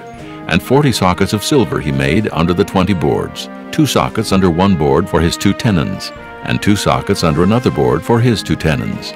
And for the other side of the tabernacle, which is toward the north corner, he made 20 boards, and there 40 sockets of silver, 2 sockets under one board, and 2 sockets under another board. And for the sides of the tabernacle westward, he made 6 boards. And 2 boards made he for the corners of the tabernacle in the 2 sides. And they were coupled beneath, and coupled together at the head thereof, to 1 ring. Thus he did to both of them in both the corners. And there were 8 boards, and their sockets were 16 sockets of silver, under every board 2 sockets. And he made bars of shittim wood, 5 for the boards of the one side of the tabernacle, and 5 bars for the boards of the other side of the tabernacle, and 5 bars for the boards of the tabernacle for the sides westward. And he made the middle bar to shoot through the boards from the one end to the other. And he overlaid the boards with gold, and made their rings of gold to be places for the bars, and overlaid the bars with gold. And he made a veil of blue and purple and scarlet and fine twined linen. With cherubims made he it of cunning work. And he made thereunto 4 pillars of shittim wood, and overlaid them with gold. Their hooks were of gold. And he cast for them 4 sockets of silver. And he made an hanging for the tabernacle door of blue and purple and scarlet, and fine twined linen of needlework, and the 5 pillars of it with their hooks. And he overlaid their chapiters and their fillets with gold, but their 5 sockets were of brass. Chapter 37. And Bezaleel made the ark of shittim wood. 2 cubits and a half was the length of it, and 1 cubit and a half the breadth of it, and 1 cubit and a half the height of it. And he overlaid it with pure gold within and without, and made a crown of gold to it round about. And he cast for it 4 rings of gold to be set by the 4 corners of it, even 2 rings upon the one side of it, and 2 rings upon the other side of it. And he made staves of shittim wood, and overlaid them with gold. And he put the staves into the rings by the sides of the ark, to bear the ark. And he made the mercy seat of pure gold. 2 cubits and a half was the length thereof, and 1 cubit and a half the breadth thereof. And he made 2 cherubims of gold, beaten out of 1 piece made he them, on the 2 ends of the mercy seat. 1 cherub on the end on this side, and another cherub on the other end on that side. Out of the mercy seat made he the cherubims on the 2 ends thereof. And the cherubims spread out their wings on high, and covered with their wings over the mercy seat, with their faces one to another. Even to the mercy seatward were the faces of the cherubims. And he made the table of shittim wood. 2 cubits was the length thereof, and 1 cubit the breadth thereof, and 1 cubit and a half the height thereof. And he overlaid it with pure gold, and made thereunto a crown of gold round about. Also he made thereunto a border of an handbreadth round about, and made a crown of gold for the border thereof round about. And he cast for it 4 rings of gold, and put the rings upon the 4 corners that were in the 4 feet thereof. Over against the border were the rings, the places for the staves to bear the table. And he made the staves of shittim wood, and overlaid them with gold to bear the table. And he made the vessels which were upon the table, his dishes and his spoons and his bowls, and his covers to cover withal, of pure gold. And he made the candlestick of pure gold, of beaten work made he the candlestick. His shaft and his branch, his bowls, his knops, and his flowers were of the same, and 6 branches going out of the sides thereof, 3 branches of the candlestick out of the one side thereof, and 3 branches of the candlestick out of the other side thereof. 3 bowls made after the fashion of almonds in one branch, a knop and a flower, and 3 bowls made like almonds in another branch, a knop and a flower. So throughout the 6 branches going out of the candlestick. And in the candlestick were 4 bowls made like almonds, his knops and his flowers, and a knop under 2 branches of the same, and a knop under 2 branches of the same, and a knop under 2 branches of the same, according to the 6 branches going out of it. Their knops and their branches were of the same. All of it was one beaten work of pure gold. And he made his 7 lamps and his snuffers, and his snuff dishes of pure gold. Of a talent of pure gold made he it, and all the vessels thereof. And he made the incense altar of shittim wood. The length of it was 1 cubit, and the breadth of it 1 cubit. It was 4 square, and 2 cubits was the height of it. The horns thereof were of the same. And he overlaid it with pure gold, both the top of it, and the sides thereof round about, and the horns of it. Also he made unto it a crown of gold round about. And he made 2 rings of gold for it under the crown thereof, by the 2 corners of it upon the 2 sides thereof, to be places for the staves to bear it withal. And he made the staves of shittim wood, and overlaid them with gold. And he made the holy anointing oil, and the pure incense of sweet spices, according to the work of the apothecary. Chapter 38. And he made the altar of burnt offering of shittim wood. 5 cubits was the length thereof, and 5 cubits the breadth thereof. It was 4 square, and 3 cubits the height thereof. And he made the horns thereof on the four corners of it. The horns thereof were of the same, and he overlaid it with brass. And he made all the vessels of the altar, the pots, and the shovels, and the basins, and the flesh hooks, and the fire pans. All the vessels thereof made he of brass. And he made for the altar a brazen grate of network under the compass thereof beneath unto the midst of it. And he cast 4 rings for the 4 ends of the grate of brass, to be places for the staves. And he made the staves of shittim wood, and overlaid them with brass. And he put the staves into the rings on the sides of the altar, to bear it withal. He made the altar hollow with boards. And he made the laver of brass, and the foot of it of brass, of the looking glasses of the women assembling, which assembled at the door of the tabernacle of the congregation. And he made the court. On the south side southward, the hangings of the court were of fine twined linen, 100 cubits. Their pillars were 20, and their brazen sockets 20. The hooks of the pillars and their fillets were of silver. And for the north side the hangings were 100 cubits. Their pillars were 20, and their sockets of brass 20. The hooks of the pillars and their fillets of silver. And for the west side were hangings of 50 cubits. Their pillars 10, and their sockets 10. The hooks of the pillars and their fillets of silver. And for the east side eastward 50 cubits. The hangings of the one side of the gate were 15 cubits. Their pillars 3, and their sockets 3. And for the other side of the court gate, on this hand and that hand, were hangings of 15 cubits. Their pillars 3, and their sockets 3. All the hangings of the court round about were of fine twined linen. And the sockets for the pillars were of brass, the hooks of the pillars and their fillets of silver, and the overlaying of their chapiters of silver, and all the pillars of the court were filleted with silver. And the hanging for the gate of the court was needlework of blue and purple and scarlet and fine twined linen, and 20 cubits was the length, and the height and the breadth was 5 cubits, answerable to the hangings of the court. And their pillars were 4, and their sockets of brass 4, their hooks of silver, and the overlaying of their chapiters, and their fillets of silver. And all the pins of the tabernacle, and of the court round about, were of brass. This is the sum of the tabernacle, even of the tabernacle of testimony, as it was counted according to the commandment of Moses, for the service of the Levites, by the hand of Ithamar, son to Aaron the priest. And Bezaleel, the son of Uri, the son of Hur, of the tribe of Judah, made all that the Lord commanded Moses. And with him was Aholiab, son of Ahishamach, of the tribe of Dan, an engraver, and a cunning workman, and an embroiderer in blue, and in purple, and in scarlet, and fine linen. All the gold that was occupied for the work in all the work of the holy place, even the gold of the offering, was 29 talents, and 730 shekels, after the shekel of the sanctuary. And the silver of them that were numbered of the congregation was 100 talents, and 1,760 shekels, after the shekel of the sanctuary. A beka for every man, that is, half a shekel after the shekel of the sanctuary, for every one that went to be numbered from 20 years old and upward, for 600,000 and 3,550 men.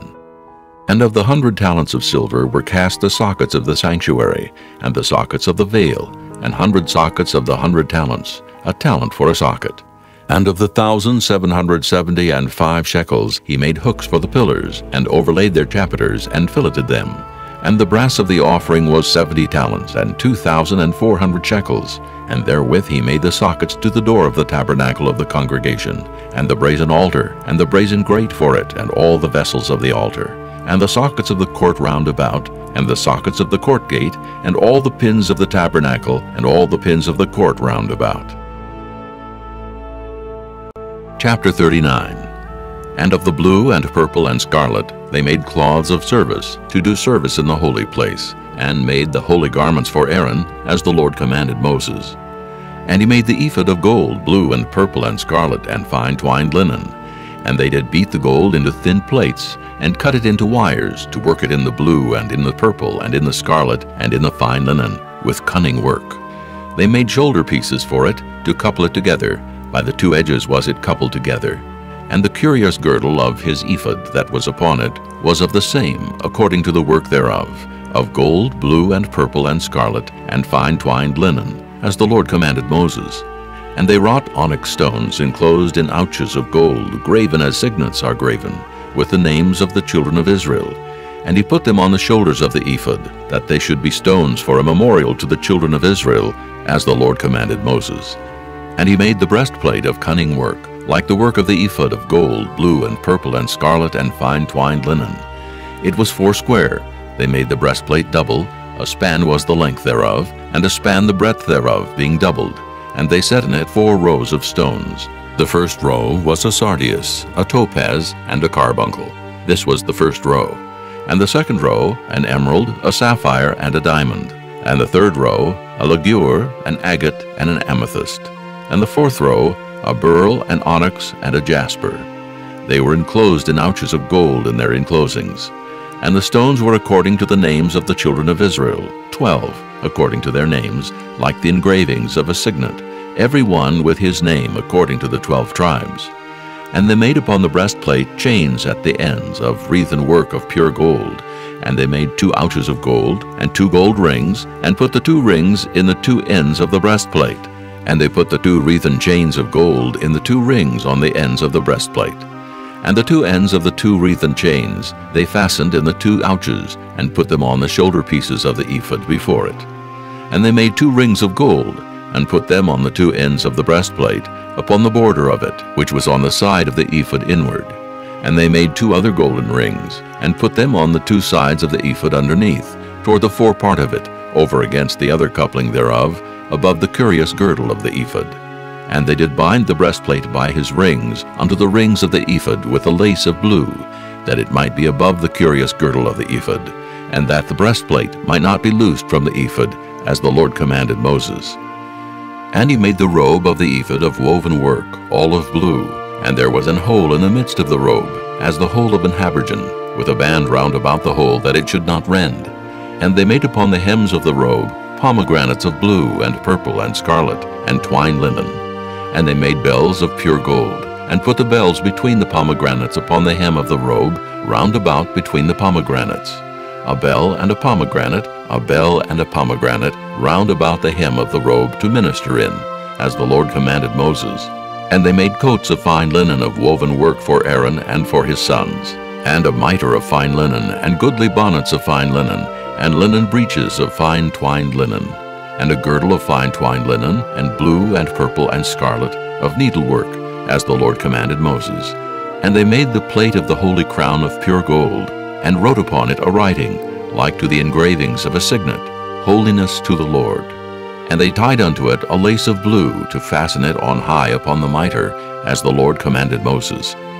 Thus was all the work of the tabernacle of the tent of the congregation finished. And the children of Israel did according to all that the Lord commanded Moses, so did they.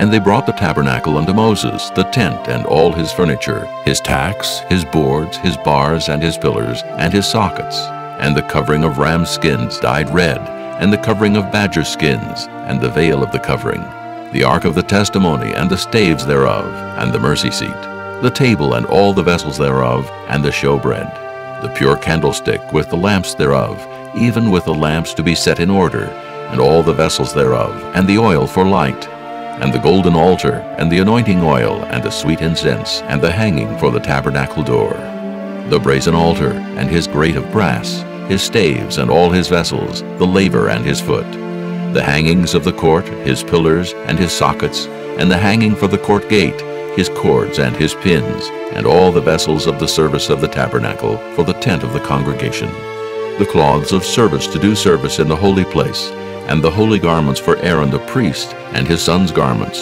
to minister in the priest's office. According to all that the Lord commanded Moses, so the children of Israel made all the work. And Moses did look upon all the work, and behold, they had done it as the Lord had commanded. Even so had they done it, and Moses blessed them. Chapter 40. And the Lord spake unto Moses, saying, On the first day of the first month shalt thou set up the tabernacle of the tent of the congregation. And thou shalt put therein the ark of the testimony, and cover the ark with the veil. And thou shalt bring in the table, and set in order the things that are to be set in order upon it. And thou shalt bring in the candlestick, and light the lamps thereof. And thou shalt set the altar of gold for the incense before the ark of the testimony, and put the hanging of the door to the tabernacle. And thou shalt set the altar of the burnt offering before the door of the tabernacle of the tent of the congregation. And thou shalt set the laver between the tent of the congregation and the altar, and shalt put water therein. And thou shalt set up the court round about, and hang up the hanging at the court gate. And thou shalt take the anointing oil, and anoint the tabernacle, and all that is therein, and shalt hallow it, and all the vessels thereof, and it shall be holy. And thou shalt anoint the altar of the burnt offering, and all his vessels, and sanctify the altar, and it shall be an altar most holy. And thou shalt anoint the laver and his foot, and sanctify it. And thou shalt bring Aaron and his sons unto the door of the tabernacle of the congregation, and wash them with water. And thou shalt put upon Aaron the holy garments, and anoint him, and sanctify him, that he may minister unto me in the priest's office. And thou shalt bring his sons, and clothe them with coats. And thou shalt anoint them, as thou didst anoint their father, that they may minister unto me in the priest's office. For their anointing shall surely be an everlasting priesthood throughout their generations. Thus did Moses, according to all that the Lord commanded him, so did he. And it came to pass in the first month, in the second year, on the first day of the month, that the tabernacle was reared up. And Moses reared up the tabernacle, and fastened his sockets, and set up the boards thereof, and put in the bars thereof, and reared up his pillars. And he spread abroad the tent over the tabernacle, and put the covering of the tent above upon it, as the Lord commanded Moses. And he took and put the testimony into the ark, and set the staves on the ark, and put the mercy seat above upon the ark. And he brought the ark into the tabernacle, and set up the veil of the covering, and covered the ark of the testimony as the Lord commanded Moses. And he put the table in the tent of the congregation upon the side of the tabernacle northward, without the veil. And he set the bread in order upon it before the Lord, as the Lord had commanded Moses. And he put the candlestick in the tent of the congregation, over against the table, on the side of the tabernacle southward. And he lighted the lamps before the Lord, as the Lord commanded Moses. And he put the golden altar in the tent of the congregation before the veil, and he burnt sweet incense thereon, as the Lord commanded Moses. And he set up the hanging at the door of the tabernacle, and he put the altar of burnt offering by the door of the tabernacle of the tent of the congregation, and offered upon it the burnt offering and the meat offering, as the Lord commanded Moses. And he set the laver between the tent of the congregation and the altar, and put water there to wash withal. And Moses and Aaron and his sons washed their hands and their feet thereat. When they went into the tent of the congregation, and when they came near unto the altar, they washed as the Lord commanded Moses. And he reared up the court round about the tabernacle and the altar, and set up the hanging of the court gate. So Moses finished the work. Then a cloud covered the tent of the congregation, and the glory of the Lord filled the tabernacle. And Moses was not able to enter into the tent of the congregation, because the cloud abode thereon, and the glory of the Lord filled the tabernacle. And when the cloud was taken up from over the tabernacle, the children of Israel went onward in all their journeys. But if the cloud were not taken up, then they journeyed not till the day that it was taken up. For the cloud of the Lord was upon the tabernacle by day, and fire was on it by night, in the sight of all the house of Israel throughout all their journeys.